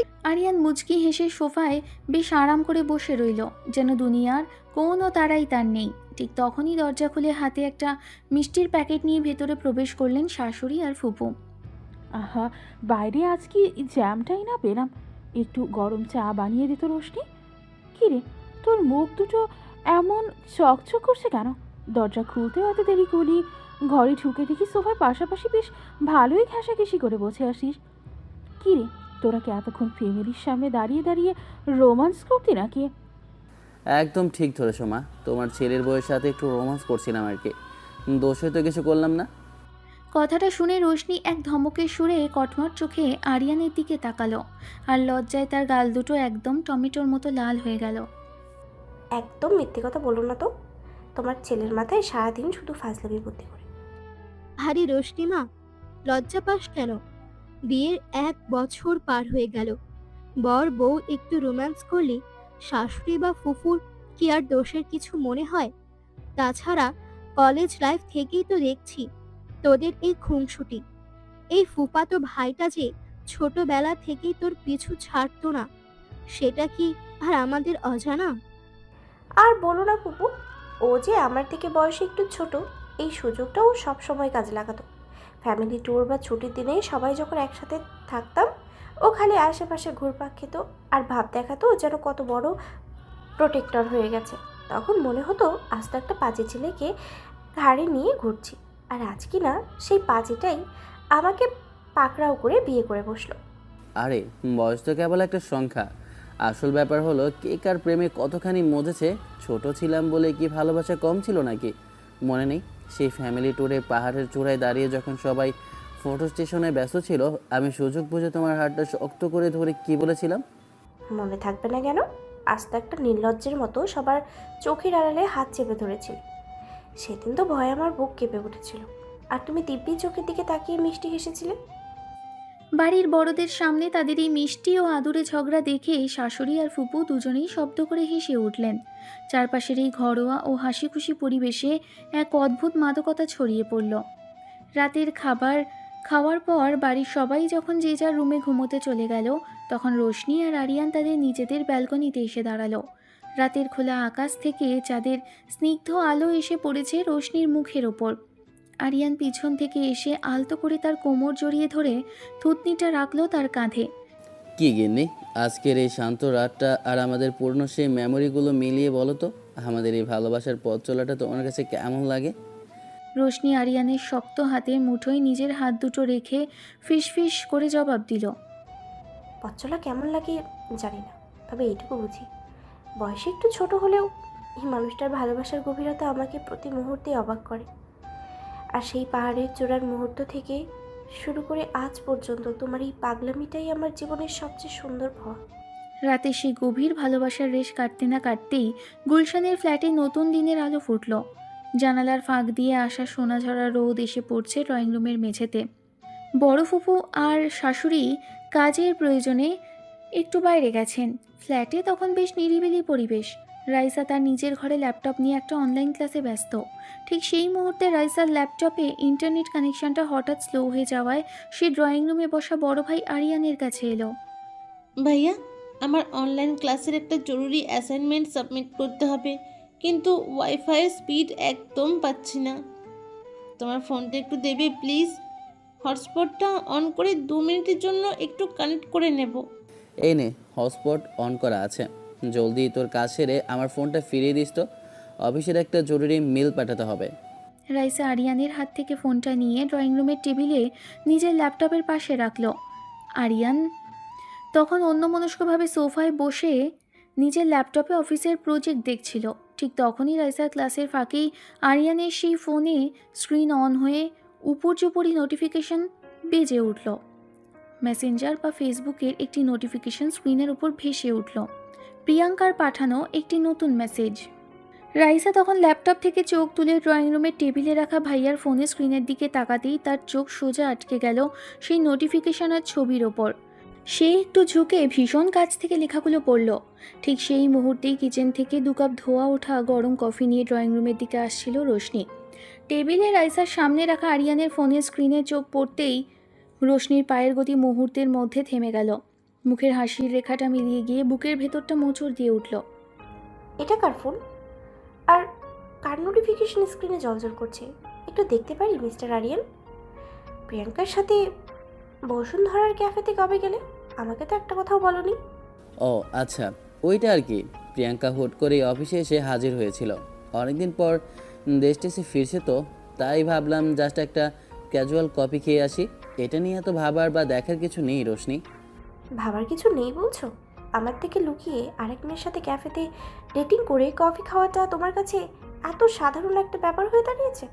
আর যদি রাইসার অনলাইন ক্লাসের প্রয়োজনে তোমার ফোনটা ওর হাতে না আসতো, তবে কি সত্যি চিরদিনই আমার অগোচরে থেকে যেত? আবার শুরু করলে তো। তুমি সবসময় সামান্য একটা বিষয়কে পাহাড় প্রমাণ বানিয়ে ফেলা কেন বলো তো? একটা পুরনো ফ্রেন্ড দেশে ফিরেছে, সেই জন্য সৌজন্যের খাতিরে একটু দেখা করতেই পারি। এইটার মধ্যে এত সন্দেহ, এত জেরা করার কি আছে? সন্দেহ আমি করছি নাকি তুমি আমার পিঠের পিছনে সব লুকোচুরি খেলছো? সেটা তোমার বিবেককে জিজ্ঞেস করো। তুমি হয়তো মনে করো আমি তোমার থেকে বয়সে একটু ছোট, তাই আমার এই ছোটোখাটো কষ্ট বা অধিকারগুলোর কোনো দাম নেই। যা ইচ্ছে তাই করবে আর আমি কিছু বলবো না, তাই তো? প্লিজ রোশনি, তোমার এই সেন্টিমেন্টাল ডায়লগ আর ওভার রিয়াক্ট করা বন্ধ করো। সারাদিন অফিসের ধকল সামলে বাড়ি ফিরে যদি এই ইগো আর প্যাচাল শুনতে হয়, কার মাথা ঠিক থাকে বলো তো? তোমার এই অতিরিক্ত পজিটিভনেস এখন আমার সহ্য সীমা ছাড়িয়ে যাচ্ছে। আরিয়ানের এই কথাগুলো শোনার পর রোশনি আর নিজেকে সংযত রাখতে পারল না। রাগের চরম সীমায় পৌঁছে সে টেবিল থেকে আরিয়ানের ফোনটা সজোরে ছুঁড়ে মারল ড্রয়িং রুমের দেয়ালের দিকে। একটা তীব্র শব্দে ফোনটা আছড়ে পড়ে চূর্ণ বিচূর্ণ হয়ে দূরে ছিটকে পড়ল। সে আর একটা উচ্চবাচ্য করল না। নিজের ভেতরের কান্নাটা কোনো মতে গিলে ফেলে সে সোজা ড্রয়িং রুম ছেড়ে নিজের বেডরুমে গিয়ে দরজাটা সজোরে বন্ধ করে দিল। দুজনের এই ছোটোখাটো ভুল বোঝাবুঝি আর না বলা অভিমান এক পলকে তাদের সাজানো গোছানো শান্ত দুনিয়াটাকে এক অদ্ভুত থমথমে অন্ধকারে ঢেকে দিল। ঘটনার পর কেটে গেছে প্রায় 3টে দিন। গুলশানের সেই ফ্ল্যাটের ভেতরে থমথমে আর বরফ শীতল পরিবেশটা একটুও কাটেনি। আরিয়া নিজের ভুল বুঝতে পেরে বারবার নানাভাবে রোশনির রাগ ভাঙানোর চেষ্টা করেছে, কিন্তু রোশনি অভিমান আর ক্ষোভে প্রতিবারই মুখ ফিরিয়ে একদম ইগনোর করে চলে গেছে। দুপুরবেলা ড্রয়িং রুমে যখন কেউ ছিল না, তখন আরিয়ান আস্তে করে এসে রোশনির ঠিক সামনে দাঁড়ালো। রোশনি তখন জানালার দিকে মুখ ফিরিয়ে দাঁড়িয়েছিল। আর কত এভাবে মুখ ফিরে থাকবে বলো তো? সেদিন ক্যাফেতে যাওয়ার ব্যাপারটা আমি ভুল বুঝেছিলাম, ঠিক আছে, কিন্তু তাই বলে এভাবে কথা বলা বন্ধ করে দেবে? প্লিজ একটু ক্ষমা করে দাও। আমার সাথে এই মুহূর্তে কোনো কথা বলার দরকার নেই মিস্টার আরিয়ান। নিজের কাজের সময় নিজের মতোই থাকো, আমাকে আমার মতো থাকতে দাও। কথাগুলো বলেই রোশনি সেখান থেকে এক পায়ে হেঁটে নিজের রুমের দিকে চলে গেল। আরিয়ান শুধু দীর্ঘশ্বাস ফেলে নিরাশ হয়ে দাঁড়িয়ে রইল। বিকেলবেলা রোশনি যখন কিচেনে কিছু একটা গুছিয়ে নিচ্ছিল, তখন আরিয়ান এসে আলতো করে কিচেনের দরজার ফ্রেমে হাত রাখল। এভাবে নিজেকে শাস্তি দিচ্ছ কেন রোশনি? আমি তো নিজেই বলছি আমার তরফ থেকে ভুল হয়েছে। একটু হাসো তো প্লিজ। এভাবে না খেয়ে আর চুপ করে থেকে নিজের শরীর খারাপ করো না। আমার জীবন ভালো আছে কি খারাপ আছে তা নিয়ে আপনারা তো মাথা না ঘামালেও চলবে। দয়া করে এখন একটু বাইরে যান, আমার কাছে ডিস্টার্ব করবেন না। রোশনির এই একরোখা অভিমান আর কঠিন উপেক্ষা আরিয়ানের সমস্ত আর্জিকে এক নিমেষে ধূলিসাৎ করে দিল। সে আর কিছু না বলে চুপচাপ সেখান থেকে সরে গেল। দুজনের এই না বলা দূরত্ব আর শীতলতা ঘরের বড়দের চোখ এড়ায়নি। রাতে খাওয়ার টেবিলে সবাই একসাথে বসার পর বাড়ির শাশুড়ি আর বড় ফুপু বিষয়টি নিয়ে মুখ খুললেন। কিরে, তোদের দুটোর এমন গম্ভীর মুখ কেন বলতো? কদিন ধরে দেখছি ঘরে কেমন একটা থমথমে ভাব। এভাবে মুখ ভার করে থাকলে কি আর সংসার চলে? ঠিকই তো বলেছে ফুপু, এভাবে দুজনে মুখ গোমরা করে দূরে দূরে থাকলে তো চলবে না। তোরা বরং এক কাজ কর, কাল বিকালবেলা দুজনে মিলে কোথাও একটু ঘুরে আয়। ঘরের বাইরে একটু হাওয়া বদল করে মন এমনিতেই ভালো হয়ে যাবে। না আম্মা, আমার কোথাও যাওয়ার ইচ্ছে নেই, অনেক কাজ বাকি আছে। চলো না রোশনি, একটু বাইরে থেকে ঘুরে আসি। এমনি তো কদিন ধরে। চলো একটু গুলশানের দিকটায় হেঁটে আসি, ভালো লাগবে। আর কোনো বাহানা শুনতে চাই না আমি। কাল তোদের দুজনকে বের হতেই হবে। যাও, তাড়াতাড়ি রেডি হয়ে নাও। বাড়ির বড়দের এই জোড়াজুড়ি আর ভালোবাসার আদেশ আর ফেলতে পারল না তারা। বাধ্য হয়ে পরের দিন বিকেলে দুজনে একসাথে বেরিয়ে পড়ল গুলশানের চেনা রাস্তার উদ্দেশ্যে। উদ্দেশ্য ছিল একটু নিরিবিলিতে মন হালকা করা, কিন্তু কে জানতো সেই চেনা বিকেলটাই তাদের জীবনে ডেকে আনবে এক ঝড়ের মতো বিপর্যয়। গুলশানের ব্যস্ত এক রাস্তার ফুটপাত ধরে পাশাপাশি হাঁটছে দুজনের মাঝে তখনও সেই অভিমানের বরফ পুরোপুরি গলেনি। রোশনি একটু সামনে, আরিয়ান তার ঠিক পেছনে হাঁটছে। এইভাবে আর কতক্ষণ মুখ গোমরা করে থাকবে বলো তো? ঘরের গ্লানি বা ওই টেনশন তো বাইরে এসেও ভুলতে পারলে না। এখন সুন্দর বিকেলে কি এভাবে বরবাদ করতে হবে? বরবাদ আমি করেছি নাকি তুমি করেছো সেটা তুমিও ভালো করে জানো আরিয়ান। যখনই একটু নিজের মতো থাকতে চাই তখনই কোনো না কোনো ঝামেলা। রোশনির কথা শেষ হলো না, হঠাৎ করেই তার চোখ গেল রাস্তার উল্টো দিকে। ফুটপাত থেকে একটা ছোট শিশু অসাবধানতা বশত দৌড়ে সোজা ব্যস্ত রাস্তার মাঝখানে চলে গেছে, আর ওদিক থেকে একটা দ্রুতগতির গাড়ি নিয়ন্ত্রণ হারিয়ে সেটির দিকে ছুটে আসছে। ওই বাচ্চাটাকে দেখো। ব্রেক কষা তীব্র একটা শব্দ, আর তারপরেই ভারী এক আঘাতের শব্দ। আরিয়ান! রাস্তার মাঝে রক্তাক্ত অবস্থায় পড়ে আছে আরিয়ান। চারপাশের মানুষজন শোরগোল তুলে ছুটে আসছে। রোশনি দৌড়ে গিয়ে হাঁটু গেড়ে মাটিতে বসে আরিয়ানের মাথাটা নিজের কোলের ওপর তুলে নিল। আরিয়ান, চোখ খোলো, আমার দিকে দেখো। তুমি কিছু হতে দেবো না, প্লিজ প্লিজ, চোখ খোলো। চারপাশ থেকে লোকজন ছুটে এসে ঘিরে ধরেছে রক্তে ভেসে যাওয়া রাস্তাটা। অ্যাম্বুলেন্সের সাইরেনের শব্দে ভারী হয়ে উঠেছে গুলশানের চারপাশ। কোনো মতে অ্যাম্বুলেন্সে করে আরিয়ানকে হাসপাতালে নিয়ে যাওয়া হলো। ইমার্জেন্সির সামনেই তখন এক চরম আতঙ্কজনক ও থমথমে পরিস্থিতি। একটু পরেই ডাক্তার অপারেশন থিয়েটার থেকে বের হয়ে এলেন। তার মুখের গম্ভীর অভিব্যক্তি দেখে সবার বুক কেঁপে উঠল। রোশনি ছুটে গিয়ে ডাক্তারের সামনে গিয়ে দাঁড়ালো। তার গলা দিয়ে কোনো আওয়াজ বের হচ্ছিল না। ডক্টর, আরিয়ান কেমন আছে? ওকে একটু দেখতে দেবেন? বলুন না, ও ঠিক আছে তো? আমরা আমাদের দিক থেকে সর্বোচ্চ চেষ্টা করেছি, কিন্তু তার অবস্থা অত্যন্ত সংকটজনক। অতিরিক্ত রক্তক্ষরণ হয়েছে এবং মাথায় আঘাতটি খুবই মারাত্মক।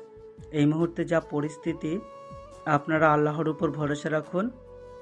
ডাক্তারের এই কথাগুলো শোনার পর রোশনির পায়ের তলার মাটি যেন সরে গেল।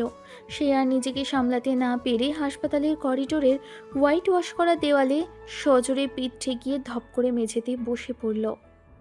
না, এটা হতে পারে না। আমার সামান্য একটু অভিমান আর জেদের মূল্য দিতে গিয়ে আজ ও নিজের জীবন বাজি রেখে দিল। আমি তো শুধু একটু রাগই করেছিলাম। এমন শাস্তি কেন দিলে আমার ঈশ্বর? হাসপাতালের দীর্ঘ করিডোরে রোশনি সেই কান্নার আওয়াজ আর চারপাশের মানুষের দীর্ঘশ্বাস মিলেমিশে একাকার হয়ে গেল। যে মানুষটার সাথে কদিন আগেও জমে থাকা অভিমান আর না বলা দূরত্বের দেয়াল তোলার চেষ্টা চলছিল, আজ সেই মানুষটার নিঃশ্বাসটুকু টিকিয়ে রাখার আকুতি হয়ে উঠল তার একমাত্র প্রার্থনা। কাজ ঘেরা আইসিইউর বাইরে থমকে আছে পুরো সময়টা। ভেতরে জীবন আর মৃত্যুর লড়াই লড়ছে আরিয়ান, আর বাইরে কাঁচের দেয়ালের ওপারে দাঁড়িয়ে ফ্যালফ্যাল করে তাকিয়ে আছে রোশনি। তার চোখের জল যেন ফুরিয়ে গেছে। বুকের ভেতরটা কেবল একটা শূন্যতায় হাহাকার করছে। 3 দিন বেরিয়ে গেছে, ডাক্তারের মুখে এখনো কোনো আশার বাণী নেই। আইসিইউ নিস্তব্ধ পরিবেশে কেবল মেশিনের নিখুঁত শব্দটাই জানান দিচ্ছে আরিয়ানের বেঁচে থাকার লড়াই। তুমি আমাকে এত সহজেই শাস্তি দিয়ে চলে যেতে পারো না আরিয়ান। আমার সামান্য এই অভিমান আর জেদের কি এতটাই দাম ছিল? আমি তো শুধু চেয়েছিলাম একটু বেশি করে আমাকে ভালোবাসো, একটু বেশি সময় দাও। তারপরে এই নয় যে আমি তোমাকে হারিয়ে ফেলার জন্য এত বড় শাস্তি নেব। রোশনির কান্নার শব্দে করিডোরের কোণে দাঁড়িয়ে থাকা শাশুড়ি আর বড় ফুপুও নিজেদের চোখের জল আর আটকে রাখতে পারলেন না। ফুপু এসে আলতো করে রোশনির কাঁধে হাত রাখলেন। এভাবে ভেঙে পড়িস না রে মা, ও এত জেদি একটা ছেলে, ও ঠিক তোর কাছে ফিরে আসবে, দেখিস, খোদার উপর ভরসা রাখ। ঠিক সেই মুহূর্তে আইসিইউর ভেতরের মনিটরের শব্দে একটা পরিবর্তন লক্ষ্য করা গেল। ডাক্তাররা দ্রুত ভেতরে প্রবেশ করলেন। রোশনি আতঙ্কে কাঁচের দেয়ালে মুখ চেপে ধরে রুদ্ধশ্বাসে তাকিয়ে রইল, ভেতরে কি হচ্ছে তা দেখার জন্য। আইসিইউর ভেতরে তখন চিকিৎসকদের দৌড়ঝাঁপ শুরু হয়ে গেছে। সিনিয়র ডাক্তার মনিটরের দিকে তাকিয়ে দ্রুত হাতে কিছু ইঞ্জেকশন পুশ করতে বললেন। কাঁচের বাইরে দাঁড়িয়ে রোশনির বুকটা যেন কেঁপে কেঁপে উঠছিল। কয়েক মুহূর্তে সেই চরম উৎকণ্ঠা কাটিয়ে হঠাৎ করেই মনিটরে হার্টবিটের গ্রাফটা আবার স্বাভাবিক ছন্দে ফিরে এলো। ডাক্তারদের মুখের ক্লান্তি কাটিয়ে এক স্বস্তির হাসি ফুটে উঠল। মিনিট 10 পরে সিনিয়র ডাক্তার দরজা খুলে বাইরে বেরিয়ে এলেন। রোশনি ছুটে গিয়ে দরজার সামনে এসে দাঁড়ালো। আপনাদের দুশ্চিন্তা কেটে গেছে, উনি অলরেডি ডেঞ্জারাস জোনের বাইরে চলে এসেছেন। আলহামদুলিল্লাহ, ওনার বডি রেসপন্স করা শুরু করেছে, তবে এই মুহূর্তে ওনাকে সম্পূর্ণ বিশ্রামে থাকতে হবে। ডাক্তারের মুখে এই কথা শোনার পর রোশনির পায়ের নিচ থেকে যেন শেষটুকু বরফও গলে জল হয়ে গেল। সে 2 হাত দিয়ে মুখ ঢেকে করিডোরের মেঝেতে বসে পড়ে স্বস্তির দীর্ঘশ্বাস ফেলল। সমস্ত অভিমান, রাগ আর ক্ষোভ ধুয়ে মুছে একাকার হয়ে গেল চোখের জলে। 2 দিন পর আরিয়ানকে কেবিনে স্থানান্তর করা হলো। রোশনি আলতো পায়ে কেবিনের দরজা ঠেলে ভেতরে প্রবেশ করল। বিছানায় শুয়ে থাকা আরিয়ান তখন ক্লান্ত চোখে জানালার বাইরে রোদের দিকে তাকিয়েছিল। রোশনিকে ঘরে ঢুকতে দেখে সে একটু মৃদু হাসার চেষ্টা করলো। আর কিছু বলার আছে তোমার? ওইভাবে জীবন বাজি রেখে হিরো সাজার শখ কার থেকে পেয়েছিলে? হিরো সাদার শখ আমার ছিল না রে গিন্নি, শুধু ভয় হচ্ছিল যদি আমার ওই একটা ভুলের কারণে সারা জীবনের জন্য তোমাকে হারিয়ে ফেলি। তবে তো সত্যি সত্যি আমার আর বেঁচে থাকার কোনো মানেই থাকতো না। আর কখন এমন বোকামি করবে না। আমি সব ক্ষমা করে দিয়েছি, শুধু শুধু তুমি সুস্থ হয়ে আমার কাছে ফিরে এসো। আরিয়ান তার দুর্বল হাত দুটো বাড়িয়ে রোশনির মাথাটা আলতো করে নিজের বুকের সাথে জড়িয়ে ধরল। সমস্ত ভুল বোঝাবুঝি, অভিমান আর মেঘ কেটে গিয়ে তাদের ভালোবাসার আকাশটা আবার নতুন আলোয় ঝলমল করে উঠল। বেশি কথা বলবে না একদম। সেদিন হাসপাতালের ডাক্তারের সামনে যা অবস্থা হয়েছিল সে কথা কি ভুলে গেছো? এখন তো শাস্তি ঠিক মতো শেষই হয়। আচ্ছা বাবা, মানলাম আমারই সব ভুল ছিল। এখন এই রাগি মুখটা একটু বন্ধ করে এই মিষ্টি আবেরটা মুখে ফেলো তো দেখি। পটিয়ে নেওয়ার খুব বুদ্ধি হয়েছে, তাই না? তবে হ্যাঁ, সেদিন ওই গাড়িটার সামনে যেভাবে ঝাঁপিয়ে পড়েছিলে না, ওই বোকামিটা আর কখনো করলে আমার চেয়ে খারাপ আর কেউ হবে না বলে দিলাম। আর কখনো এমন সুযোগই দেব না যে তোমাকে কাঁদতে হয়। সেদিন হারিয়ে ফেলার ভয়টা আমাকে শিখিয়ে দিয়েছে তোমার সাথে সামান্য অভিমানের চেয়ে তোমাকে ছাড়া বেঁচে থাকাটা কতটা কঠিন। আরিয়ানের হাতের উষ্ণ ছোঁয়া আর চোখের সেই গভীর মায়া নিমেষেই মুছে দিল অতীতের সব জমানো কালো মেঘ। রোশনি আর কোনো কথা না বলে আলতো করে মাথা এলিয়ে দিল আরিয়ানের কাঁধে। জীবনের পথ যতই কঠিন হোক না কেন, ভালোবাসার এই চিরন্তন আলোয় তাদের নতুন অধ্যায় আরও সুন্দর হয়ে উঠল।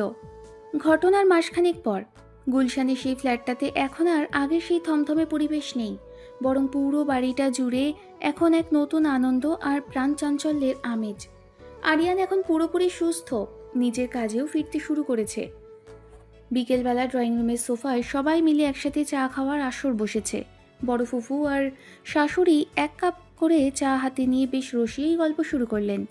কথাগুলো যে কোন দিকে মোড় নিতে চলেছে তা বুঝতে পেরে আরিয়ান আর রোশনি দুজনেই একটু আড়ষ্ট হয়ে গেল। কি রে আরিয়ান, তোর তো এখন অফিসও স্বাভাবিক হয়ে এলো, আর রোশনিও তো নিজের পড়াশোনা বা ঘরের কাজ নিয়ে বেশ গুছিয়ে নিয়েছে। তোরা এবার একটু সিরিয়াসলি ফ্যামিলি বাড়ানোর কথা ভাবিস না কেন বলতো? আমাদের ঘরে একটা ছোট্ট কচি মুখ কবে দেখাবি? একদম ঠিক কথা বলেছিস আপা। ওদের বিয়ের তো বেশ কিছুদিন হলো, এখন তো আমাদেরও ইচ্ছে করে কোলে একটা ফুটফুটে পুতুলের মতো বাচ্চা নিয়ে খেলি। এভাবে আর কতদিন শুধু নিজেদের মতো কাটিয়ে দেবে? কি যে বলো ফুপি, আর আম্মাও শুরু করলে। আমাদের বিয়ের বয়স কতদিন হলো, আর এখনই এসব নিয়ে পড়ে গেলে? তাছাড়া আমি তো সবই আমার পড়াশোনা আর বাকি কাজগুলো গুছিয়ে নিচ্ছি, এখনই এসব নিয়ে ভাবার কোনো তাড়া নেই আমার। ঠিকই তো বলেছে রোশনি। তাছাড়া এত তাড়াতাড়ি একটা নতুন দায়িত্ব নেওয়ার চেয়ে নিজেদের এখনকার সময়টা একটু গুছিয়ে নেওয়া ভালো নাকি বলো? আরে রাগ তোদের গোছগাছ, আমাদের বয়স হয়েছে। আমরা কি সারাদিন তোদের এই ল্যাপটপ আর অফিসিয়াল প্যাচাল দেখবো নাকি? একটা বাচ্চা এলে ঘরটার আলোই পাল্টে যাবে, সেটা কি তোরা বুঝিস না? ঠিক বলেছে আপা, তোদের মুখে যতই বাহানা থাক না কেন, আগামী 1 বছরের মধ্যে আমাদের কিন্তু একটা ভালো খবর চাই। এ নিয়ে আর কোনো টাল বাহানা চলবে না বলে দিলাম। বড়দের এই মিষ্টি জোড়াজুড়ি আর নাতির মুখ দেখার বায়না শুনে আরিয়ান আর রোশনি দুজনেই ফিক করে হেসে ফেলল। রোশনি লজ্জায় মাথা নিচু করে রইল, আর আরিয়ান মৃদু হেসে তার হাতটা নিজের মুঠোয় চেপে ধরল। অতীতের সমস্ত ঝড়ঝাপটা পেরিয়ে তাদের এই ছোট্ট সংসারটি যেন নতুন এক সুদূর ভবিষ্যতের সুন্দর স্বপ্নের আলোয় উজ্জ্বল হয়ে উঠল। রাতের নীরবতা নেমে আসতেই গুলশানের ফ্ল্যাটের ড্রয়িং রুমের চঞ্চলতা কাটিয়ে আরিয়ান আর রোশনি নিজেদের বেডরুমে এসে প্রবেশ করল। সারা দিনের বড়দের সেই কথার রেস তখনও যেন বাতাসে কিছুটা ভেসে আছে। দরজাটা বন্ধ করে দিয়েই রোশনি একটু ক্লান্ত ভঙ্গিতে ড্রেসিং টেবিলের সামনে দাঁড়ালো। ঠিক তখনই পেছন থেকে এসে তাকে জড়িয়ে ধরল আরিয়ান। ফুপু আর আমার কথাগুলো কিন্তু মন্দ বলেনি, কি বলো গিন্নি? নাকি আমাদের সত্যি এবার একটু সিরিয়াস ভেবে দেখা উচিত? তোমার তো দেখি খুব ফুর্তি হচ্ছে। বড়রা এই কথাগুলো বলছে বলেই কি তোমার মনে এই বুদ্ধি জুটে গেল নাকি? এক্ষুনি ওসব নিয়ে একদম কথা বলবে না বলে দিলাম। আরে আমি তো জাস্ট ভালো পরামর্শের কথাটাই বলছি। তাছাড়া ফুপু তো আর ভুল বলেনি। একটা ছোট বাবু আসলে এই ঘরটার কোনায় কোনায় যে পরিমাণ আনন্দ বয়ে বেড়াবে সেটা কি তুমি একটুও ভাবছো না? বাপরে বাপ, এখন দেখি একদম গুরুজনদের দলে ভিড়ে গেল। আচ্ছা ঠিক আছে, এত যখন শখ হয়েছে কচিবুখের, তবে এসো আজ রাতেই তাহলে একেবারে পাকাপাকি প্রস্তুতি শুরু করে দেওয়া যাক। দেখি তোমার সাহস কত দূর। চ্যালেঞ্জ করছো আমাকে? এসো তবে দেখি কার জোর কত বেশি। আরিয়ানের চটজলদি এই কথায় ঘরের থমথমে গাম্ভীর্য নিমেষেই কর্পূরের মতো উড়ে গেল। খিলখিল করে হেসে উঠে রোশনি নিজেকে ছাড়িয়ে নেওয়ার চেষ্টা করতেই আরিয়ান তাকে আরও শক্ত করে নিজের বাহুডোরে জড়িয়ে ধরল। জীবনের সমস্ত ভুল বোঝাবুঝি আর অভিমানের পালা চুকিয়ে তাদের এই মিষ্টি রোম্যান্টিক রাতে নতুন এক সূচনার স্বপ্ন এসে কড়া নাড়ল। রাতের সেই মায়াবী আলো বিছানার পাশের মৃদু বাতিটা জ্বেলে দিয়ে রোশনি যখন নিজের চুলগুলো ঠিক করছিল, ঠিক তখনই পেছন থেকে নিঃশব্দে এগিয়ে এসে তার কোমরে আলতো করে হাত রাখল আরিয়ান। আচমকা এই ছোঁয়ায় রোশনির শরীরটা কেঁপে উঠল, আর ঠিক পরের মুহূর্তেই আরিয়ান তাকে আলতো করে ঘুরিয়ে দেওয়ালের দিকে মুখ ফিরিয়ে দিল। রোশনির পিঠটা তখন দেওয়ালে ঠেকে গেছে। আরিয়ান তার পিঠ থেকে অবাধ্য চুলগুলোকে সরিয়ে একপাশে নামিয়ে দিল, আর সেই উষ্ণ স্পর্শে রোশনির বুকটা ভারী হয়ে বারবার কেঁপে উঠতে লাগলো। কাল রাতে তো বেশ বড় বড় কথা বলছিলে, চ্যালেঞ্জ করেছিলে আমাকে। এখন বলো তো দেখি, এই ছোট্ট ছেলের ছোঁয়া কেমন লাগছে, নাকি ভয়ে এখন বুক কাঁপছে? কে কে ভয় পাচ্ছে? হুশের চোটে বড় তো অনেকেই করে। হ্যাঁ, কাজের বেলায় কত তো দৌড়াও সেটাই তো দেখতে চাচ্ছি। রোশনি এই চ্যালেঞ্জের সুরে একটু মুচকি হেসে আরিয়ান তার হাতটা ধীরে ধীরে রোশনির পেট থেকে পেটের উপর দিয়ে বুকে, তারপর সেখান থেকে কাঁধ পেরিয়ে গলার কাছে আর কানের লতির ঠিক পাশে নিয়ে গেল। সেই প্রতিটি ছোঁয়ায় রোশনির লোম খুব যেন দাঁড়িয়ে গেল। সে আর নিজেকে সামলাতে না পেরে কাঁপতে কাঁপতে দু হাত দিয়ে আরিয়ানকে শক্ত করে জড়িয়ে ধরল। এই ছোট্ট ছেলের ছোঁয়ার কাছেই তো তোমার সব অহংকার নিমিশেই গলে জল হয়ে যায়। বলো বলো, ঠিক কিনা? হ্যাঁ, পারছি। তোমার এই ছোট্ট ছেলের ছোঁয়ার কাছে আমি পুরোপুরি মাতাল হয়ে যাই। তোমার এই ভালোবাসার প্যারাজালি তো আজ আমি চিরতরে আবদ্ধ, আর কখনো ছাড়িয়ে নিতে পারবো না নিজেকে। রোশনির এই মিষ্টি স্বীকারোক্তি শোনার পর আরিয়ান আর এক মুহূর্ত অপেক্ষা করল না। এক ঝটকায় তাকে কোলে তুলে নিয়ে সোজা বিছানার নরম জাজিমের উপর শুইয়ে দিল। রোশনির ঠিক ওপরে ঝুঁকে পড়ে তার হাত দুটো বিছানার সাথে শক্ত করে চেপে ধরল সে। এবার চলো, চ্যালেঞ্জটা কার জেতা হলো, নাকি এখনো আরও কিছু বাকি আছে? তখন রোশনি বলল, হেরে গেছি। তোমার কাছে হেরে যেতেই তো আমার সব থেকে বেশি ভালো লাগে আরিয়ান। রোশনির ভেজা চোখের পলক আর ভারী নিঃশ্বাসের মাঝে আরিয়ান তার ঠোঁট নামিয়ে দিল রোশনির ঠোঁটে। সেই গভীর নেশা ধরানো চুম্বনের সময় রোশনির চোখ দিয়ে গড়িয়ে পড়ল এক ফোঁটা আনন্দের নোনতা জল। দুজন মানুষ যেন একাত্ম হয়ে মিশে গেল সময়ের সীমানা ছাড়িয়ে এক অন্য ভুবনে। ভোরের নরম আলো এসে পড়েছে গুলশানের সেই ফ্ল্যাটের বেডরুমে। রাতের সমস্ত উত্তাপ, ভালোবাসার সুবাস আর একাত্ম হয়ে যাওয়ার রেশ তখনও লেপ্টে আছে পুরো ঘরে। রোশনির মাথাটা আলতো করে হেলানো আছে আরিয়ানের চওড়া বুকের ওপর, আর আরিয়ানের এক হাত পরম যত্নে জড়িয়ে ধরে রেখেছে রোশনিকে। কি ব্যাপার গিন্নি, কাল রাতে চ্যালেঞ্জটার পর আজ সকালে কি একটু বেশি চুপচাপ মনে হচ্ছে, নাকি সেই ছোট্ট ছেলের ছোঁয়ায় এখনো ঘোর কাটেনি? একদম পেকে গেছো তুমি, তাই না? সারাদিন শুধু মুখে দুষ্টুমি। আচ্ছা, সেদিন যখন ওই বাচ্চাটাকে বাঁচাতে গিয়ে গাড়িটার সামনে নিজের জীবন বাজিয়ে রেখেছিলে, তখন আমার অবস্থা কী হয়েছিল জানো? বুকটা কেঁপে উঠেছিল এই ভেবে যে শুধু একটা অপরিচিত বাচ্চাকে বাঁচাতে গিয়ে তুমি যদি নিজের জীবনটা হারিয়ে ফেলতে, তাহলে আমি কোথায় দাঁড়াতাম। রোশনির গলায় এবার আর কোনো অভিমান ছিল না, ছিল শুধুই গভীর এক ভালো লাগার মায়া আর ভালোবাসার টান। আরিয়ান বুঝতে পারল সেদিন নিজের ইচ্ছায় নয়, বরং এক মহৎ মানবিক কারণেই সে ঝাঁপিয়ে পড়েছিল। কিন্তু সেই টানের গভীরতাই আজ তাদের আরও কাছাকাছি নিয়ে এসেছে। সে সঙ্গে সঙ্গে রোশনির মাথাটা একটু ওপরে তুলে তার চোখের দিকে সরাসরি তাকালো। সেদিন নিজের জীবনের কথা আমার একেবারের জন্য মাথাতেও আসেনি রোশনি। একটা নিষ্পাপ শিশুকে বাঁচাতে যাওয়াটা আমার কর্তব্য ছিল, কিন্তু সেই মুহূর্তে আমার মনে হয়েছিল যদি কোনো কারণে তোমার থেকে চিরকালের মতো দূরে যেতে হয়, তবে এই দুনিয়া আমার বেঁচে থাকার কোনো অর্থই থাকতো না। তোমার এই রাগ, তোমার এই অভিমান, ওগুলো ছাড়া তো আমি সম্পূর্ণ শূন্য। তুমি এসব এভাবেই সবার কথা আগে ভাবো। সেদিন তো আমি শুধু ভয়ে কাঠ হয়ে গিয়েছিলাম। কথা দিচ্ছি নিজে থেকে বেশি যত্ন নেব আমার এই পাগলেটার, আর কখনো তোমাকে এক ফোঁটা চোখের জলও ফেলতে দেব না। রোশনি আর কোনো কথা বাড়ালো না। সব ভয় আর উৎকণ্ঠার মেঘ উড়িয়ে দিয়ে সে আবার নিজের মুখটা লুকিয়ে ফেলল আরিয়ানের উষ্ণ বুকে। সকালে স্নিগ্ধ রোদের আলোয় তাদের এই ভালোবাসার ঘরটি যেন এক নতুন জীবনের প্রতিশ্রুতি নিয়ে আরও একবার পরিপূর্ণ হয়ে উঠল।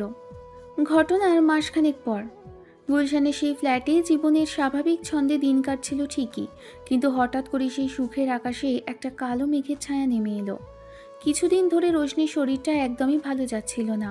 অতিরিক্ত ক্লান্তি, মাঝে মাঝে মাথা ঘুরে পড়ে যাওয়া আর শারীরিক দুর্বলতার কারণে আরিয়ান তাকে জোর করে গুলশানের এক নামী ডাক্তারের কাছে নিয়ে গেল। ডাক্তারের চেম্বারের ভেতরে তখন পিনপতন নীরবতা।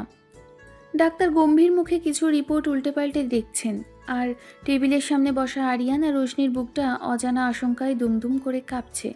বেশ কিছুক্ষণ পর ডাক্তার চশমাটা খুলে টেবিলের উপর রেখে তাদের দিকে তাকালেন। দেখুন, রোশনির শারীরিক কিছু ইন্টারনাল জটিলতা ধরা পড়েছে। টেস্ট রিপোর্টগুলো যা বলছে তাতে ভবিষ্যতে ওর মা হওয়া বা প্রেগনেন্ট হওয়ার কোনো সম্ভাবনাই আর নেই। শরীর এই ধকলটা নেয়ার মতো অবস্থায় নেই। যত দ্রুত সম্ভব এই বিষয়টার সাথে মানিয়ে নেওয়াই আপনাদের জন্য ভালো হবে। ডাক্তারের এই একটি মাত্র বাক্য যেন আস্ত একটা পাহাড় ভেঙে ফেলল রোশনির মাথার ওপর। তার চোখের পলক দুটো স্থির হয়ে গেল, গলা দিয়ে আর কোনো শব্দ বের হলো না। আরিয়ান এক মুহূর্তের জন্য পাথরের মূর্তির মতো বসে রইল, যেন সে বিশ্বাসই করতে পারছে না ডাক্তার কি বলে গেল। আপনি কি বলছেন ডাক্তার? অন্য কোনো ভালো চিকিৎসা নেই? একটু ভালো করে দেখুন না প্লিজ। আমি খুব দুঃখিত মিস্টার আরিয়ান, মেডিকেল সায়েন্সের দিক থেকে এই সত্যটাকে পাল্টানোর কোনো উপায় আমাদের হাতে নেই। এখন আপনাদের দুজনকে মানসিকভাবে অনেক বেশি শক্ত থাকতে হবে। ডাক্তারের চেম্বার থেকে বের হয়ে গাড়িতে ওঠার পর পুরো পথটা দুজনেই একটা কথাও বলল না। ফ্ল্যাটে ফিরে আসার পর দরজা বন্ধ হতেই রোশনি আর নিজেকে ধরে রাখতে পারল না। সে বিছানার এক কোণে বসে কাগজে পুতুলের মতো ফুপিয়ে ফুপিয়ে কেঁদে উঠল, যেন তার ভেতরের সব স্বপ্ন এক নিমেষে চুরমার হয়ে গেছে। দেখলে তো, আমি তো সেদিন বড় বড় কথা বলেছিলাম যে এখনই বাচ্চা নেওয়ার দরকার নেই, নিজে একটু গুছিয়ে নেব। সৃষ্টিকর্তা বুঝিয়ে আমার এই অহংকারটাই এভাবে ভেঙে দিলেন। আমি আর কোনোদিন মা হতে পারবো না আরিয়ান। একটা একটা অসম্পূর্ণ মেয়ে আমি। কিন্তু তোমার পরিবার, তোমার মা পপু, তারা তো সবসময় একটা একটা কচিমুখের স্বপ্ন দেখেছে। আমি যে তাদের সেই আশা কোনোদিনও পূরণ করতে পারবো না আরিয়ান। রোশনির এই আর্তনাদ আর কান্নায় আরিয়ানের বুকটা চিরে রক্তক্ষরণ হতে লাগলো। সে এক মুহূর্তও দেরি না করে দ্রুত গিয়ে রোশনির সামনে হাঁটু গেড়ে বসল, আর রোশনির কাঁপতে থাকা মুখটা নিজের দু হাতের তালুতে তুলে ধরল। এসব তুমি কি উল্টাপাল্টা বলছো? রোশনি, মা হতে পারোনি তো কি হয়েছে? এই দুনিয়ায় কি আমার সব সুখ কেবল একটা সন্তানের মাঝে আটকে আছে? আমার কাছে তুমি মানে আমার পুরো পৃথিবী, আমার সব সুখ। আর কখনো যদি এমন কথা মুখে এনেছো তাহলে কিন্তু আমার যে খারাপ আর কেউ হবে না বলে দিলাম। তোমার মা ফুপু, তারা তো সব সময় একটা কচি মুখের স্বপ্ন দেখেছে। আমি যে তাদের সেই আশা কোনোদিনই পূরণ করতে পারবো না আরি। আমার পরিবার তোমাকে ভালোবেসেছে, কোনো শর্তে ভালোবাসেনি। আর যদি ওই অধিকারের কথা বলো তবে আজ পরিষ্কার করে বলছি, সন্তান না হোক আমার জীবনে তোমার চেয়ে দামি বা গুরুত্বপূর্ণ আর কেউই কোনোদিন ছিল না, থাকবেও না।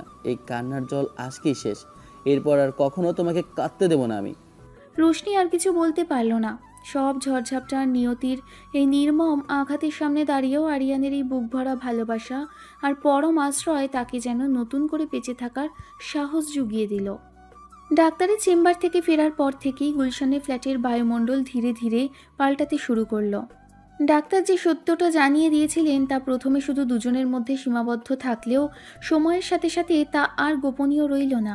আরিয়ানের পরিবার, বিশেষ করে ফুপু আর শাশুড়ি যখন এই সত্যিটা জানতে পারলেন, তখন তাদের সেই আগের স্নেহময়ী রূপটা আর রইল না। সেদিন দুপুরের দিকে পারিবারিক এক দাওয়াতে ফুপু আর শাশুড়ি ড্রয়িং রুমে বসে ফিসফিস করে কথা বলছিলেন, আর রোশনি কিচেন থেকে পানি নিয়ে আসার সময় তাদের সেই কটু কথাগুলো পরিষ্কার শুনতে পেলেন। দেখলি তো কপালটা, এত সাথের সংসারটা একেবারে মাটি হয়ে গেল। একটা বংশের প্রদীপ জ্বালানোর যার ভাগ্যেই নেই, তাকে আর ঘরে রেখে লাভ কি বল? আরিয়ান যদি একটু শক্ত হয়ে অন্য কিছু না ভাবে তবে তো পুরো জীবনটাই শেষ। ঠিকই বলেছিস, আমরা তো কত স্বপ্ন দেখেছিলাম, আর ও কিনা শেষে এই রোগ নিয়ে এলো। পুরুষ মানুষ কতদিন আর এমন একটা অপূর্ণ বউয়ের সাথে সারা জীবন কাটিয়ে দেবে বল? দেখি, আরিয়ানকে আজই এই বিষয় পরিষ্কার করে বলতে হবে।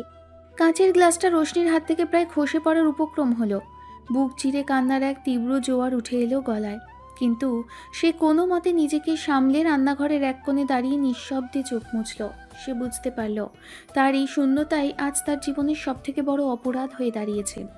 এদিকে শুধু পরিবার নয়, কাজের ব্যস্ততার অজুহাতে আরিয়ানও যেন দিন দিন একটু কেমন যেন বদলে যেতে শুরু করলো। অফিসার প্রজেক্টের নাম করে সে আগের মতো আর রোশনিকে সময় দেয় না। রাতের বেলা ঘরে ফিরেও সে ল্যাপটপে মুখ গুজে থাকে, কিংবা ক্লান্তির ছুতোয় রোশনির দিকে ফিরেও তাকায় না।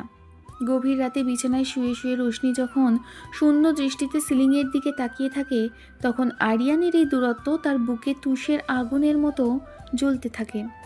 একদিন আর সহ্য করতে না পেরে রোশনি সরাসরি চড়াও হলো আরিয়ানের উপর। সারাদিন তো অফিসার বাইরে, লোকজনকে সময় দাও, আর ঘরে ফিরে এমন পাথরের মতো মুখ করে বসে থাকো কেন? তোমার কি মনে হচ্ছে না যে আমার সাথে কথা না বলে তুমি আমাকে শাস্তি দিচ্ছ? আবার শুরু করলে কেন এই এক চ্যাপ্টার? সারাদিন মাথার ভেতর একটা প্রচণ্ড প্রেশার নিয়ে ঘরে ফিরি, আর এসে যদি তোমার এই প্রতিদিনের চেরাচেরামি শুনতে হয়, কার মাথা ঠিক থাকে বলো তো? একটু শান্তিতে থাকতে দেবে আমাকে? শান্তিতে তো তুমিই থাকতে দিচ্ছ না। ফুপু আর আম্মা যখন আমাকে নিয়ে ওই কটূক্তিগুলো করছিল, তখন তো তোমার মুখ থেকে একটা টু শব্দও বের হয়নি। কেন? ওদের এই কথাগুলো কি তোমার নিজের মনেও বিষের মতো কাজ করছে নাকি? তুমিও কি আর সবার মতোই আমাকে এখন একটা বোঝা মনে করছো? মুখ সামলে কথা বলো রোশনি, যা তা বকবক করা একটা সীমা থাকা উচিত। সবার উপর দোষ চাপানো তোমার একটা অভ্যাসে দাঁড়িয়ে গেছে। সারাদিন কাজের মধ্যে থেকে এসে তোমার এই সন্দেহ আর বকবক শোনার মতো মানসিক অবস্থা আমার আর নেই। সন্দেহ করছি আমি? তোমার পরিবার আমাকে অসম্পূর্ণ বলে অপমান করছে, আর তুমি তাদের বিরুদ্ধে একটা কথাও না বলে উল্টে আমার উপরে চিৎকার চেঁচামেচি করছো। আজ যদি আমার জায়গায় অন্য কেউ হতো, তুমি কি ঠিক এভাবেই চুপ করে থাকতে? পরিষ্কার করে বলে দাও না যে কেন যে ওই অপূর্ণ একটা বউ তোমার আর ভালো লাগছে না।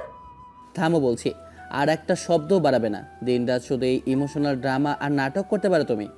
আর যদি কোনো উপায় না থাকে, তাহলে প্রতিদিনের ঝামেলা শেষ কোথায় সেটা আমার জানা নেই। আরিয়ানের এই নির্মম কথাগুলো তীরের মতো এসে বিঁধল রোশনির বুকে। সে আর এক মুহূর্ত সেখানে দাঁড়িয়ে রইল না। চোখের জল চেপে ধরে দ্রুত ঘর থেকে বেরিয়ে দরজাটা সজোরে বন্ধ করে দিল। আর দুজনের মাঝের এই দূরত্ব যেন এক মুহূর্তের ব্যবধানে এক বিশাল অবিশ্বাসের দেওয়াল তৈরি করে দিল।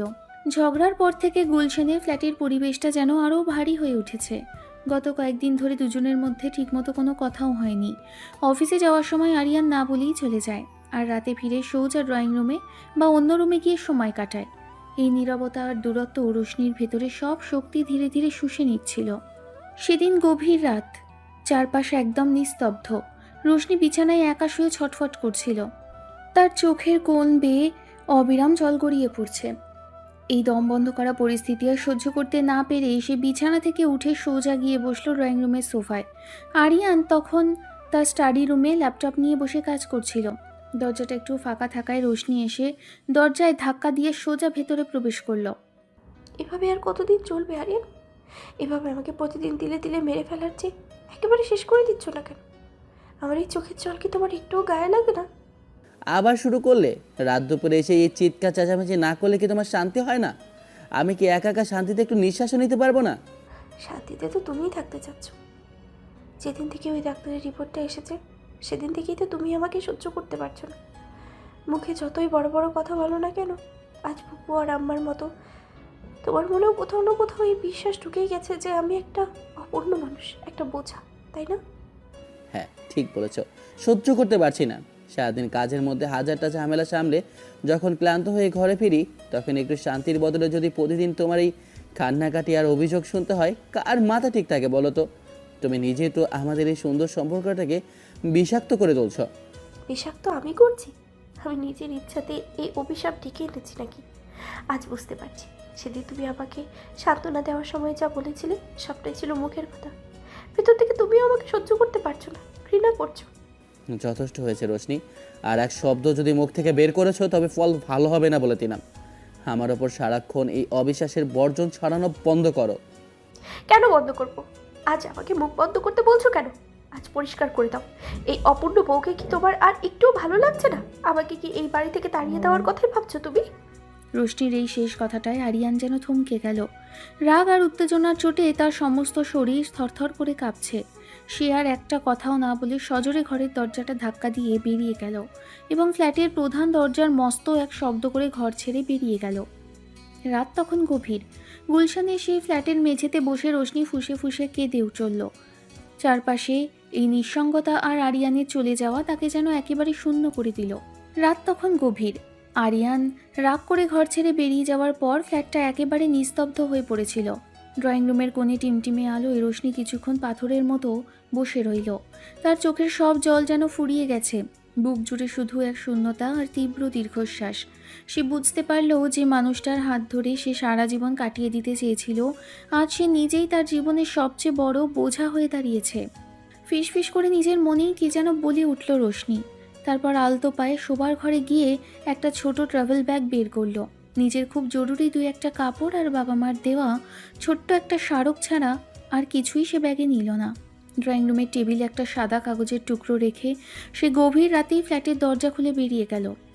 ভোর হওয়ার ঠিক আগ মুহূর্তে আরিয়ান যখন গুলশানের ফ্ল্যাটে ফিরে এলো, তখন তার মনের সমস্ত রাগ আর অহংকার কর্পূরের মতো উড়ে গেছে। সারা রাত ফাঁকা রাস্তায় ঘুরে সে বুঝতে পেরেছে রোশনির ওপর সে কতটা অন্যায় করেছে। নিজের ভুল বুঝতে পেরেই সে দরজা খুলে ভেতরে ঢুকলো। রোশনি, রোশনি, কোথায় তুমি? শুনছো?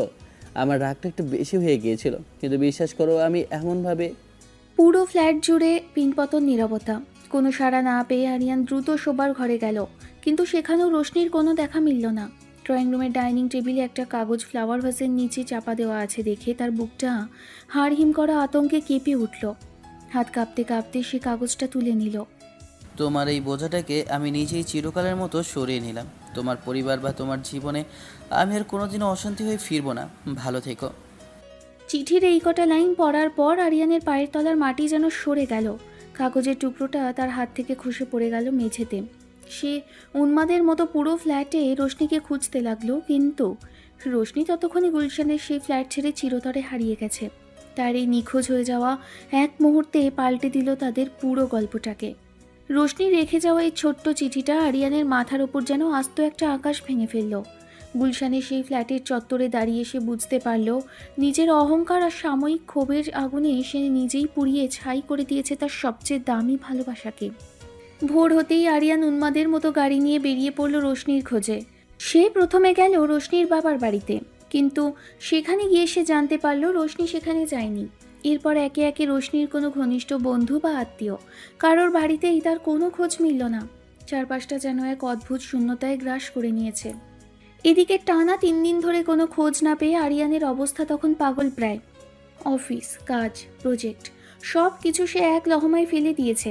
গুলশানে সেই ফাঁকা ফ্ল্যাটে ফিরলেই টেবিলে রাখা সেই ছোট্ট কাগজটার কথা মনে পড়ে, আর তার বুকটা চিরে এক বুক কান্না বেরিয়ে আসে।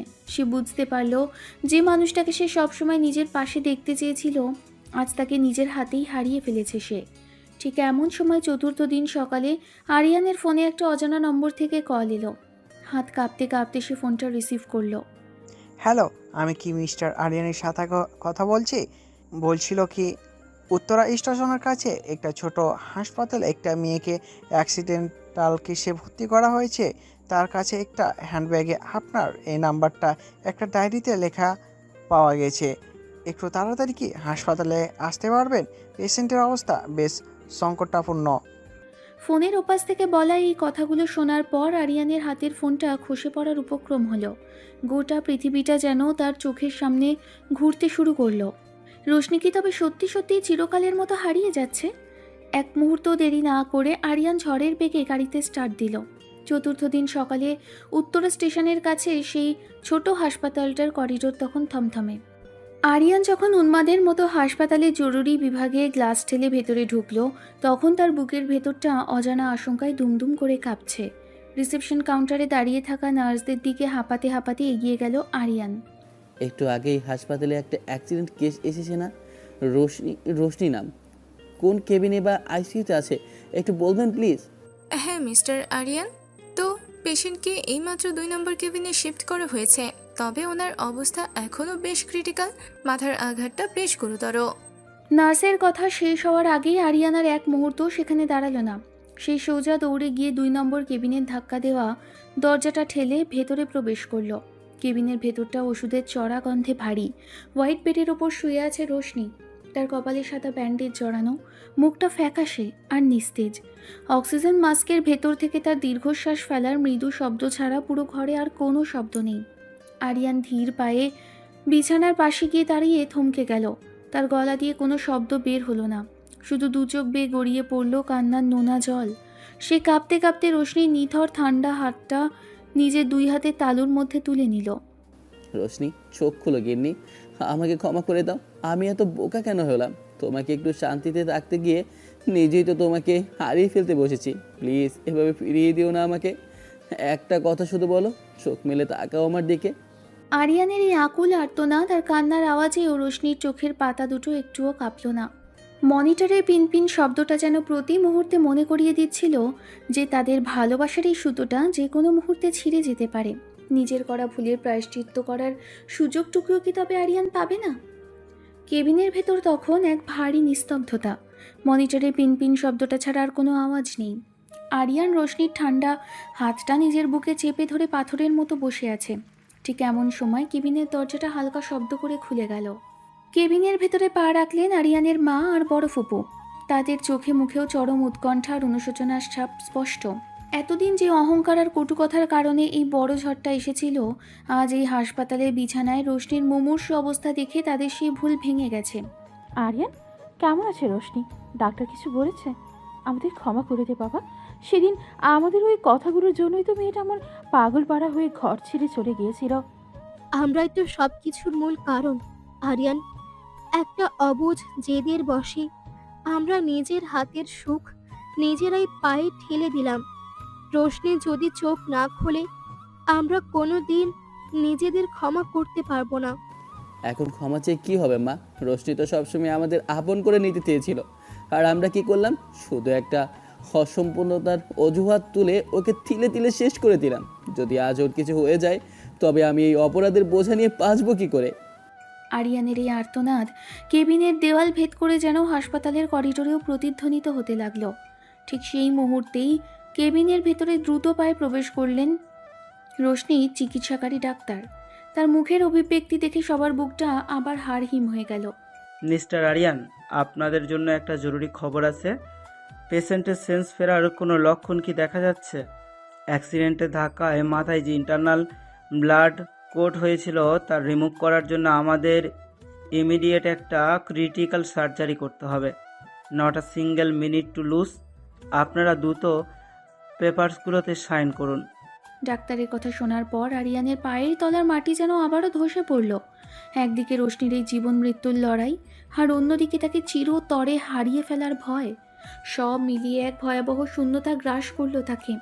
সে আর এক মুহূর্ত নষ্ট না করে কাঁপা হাতে সাইন করার পেপারটা টেনে নিল।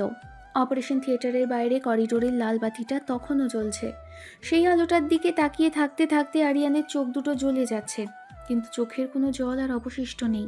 মায়ের কাঁধে মাথা রেখে সে পাথরের মূর্তির মতো বসে আছে। ফুপু এক কোণে দাঁড়িয়ে বারবার নিজের দুই হাত দিয়ে চোখ ঢেকে বিড়বিড় করে সৃষ্টিকর্তার কাছে প্রার্থনা করছেন। কেটে গেল দীর্ঘ 4 ঘন্টার এক অসহ্য প্রতীক্ষা। অবশেষে অপারেশন থিয়েটারের লাল বাতিটা নিভে গেল এবং সবুজ বাতি জ্বলে ওঠার সাথে সাথেই ডাক্তার ক্লান্ত পায়ে বাইরে বেরিয়ে এলেন।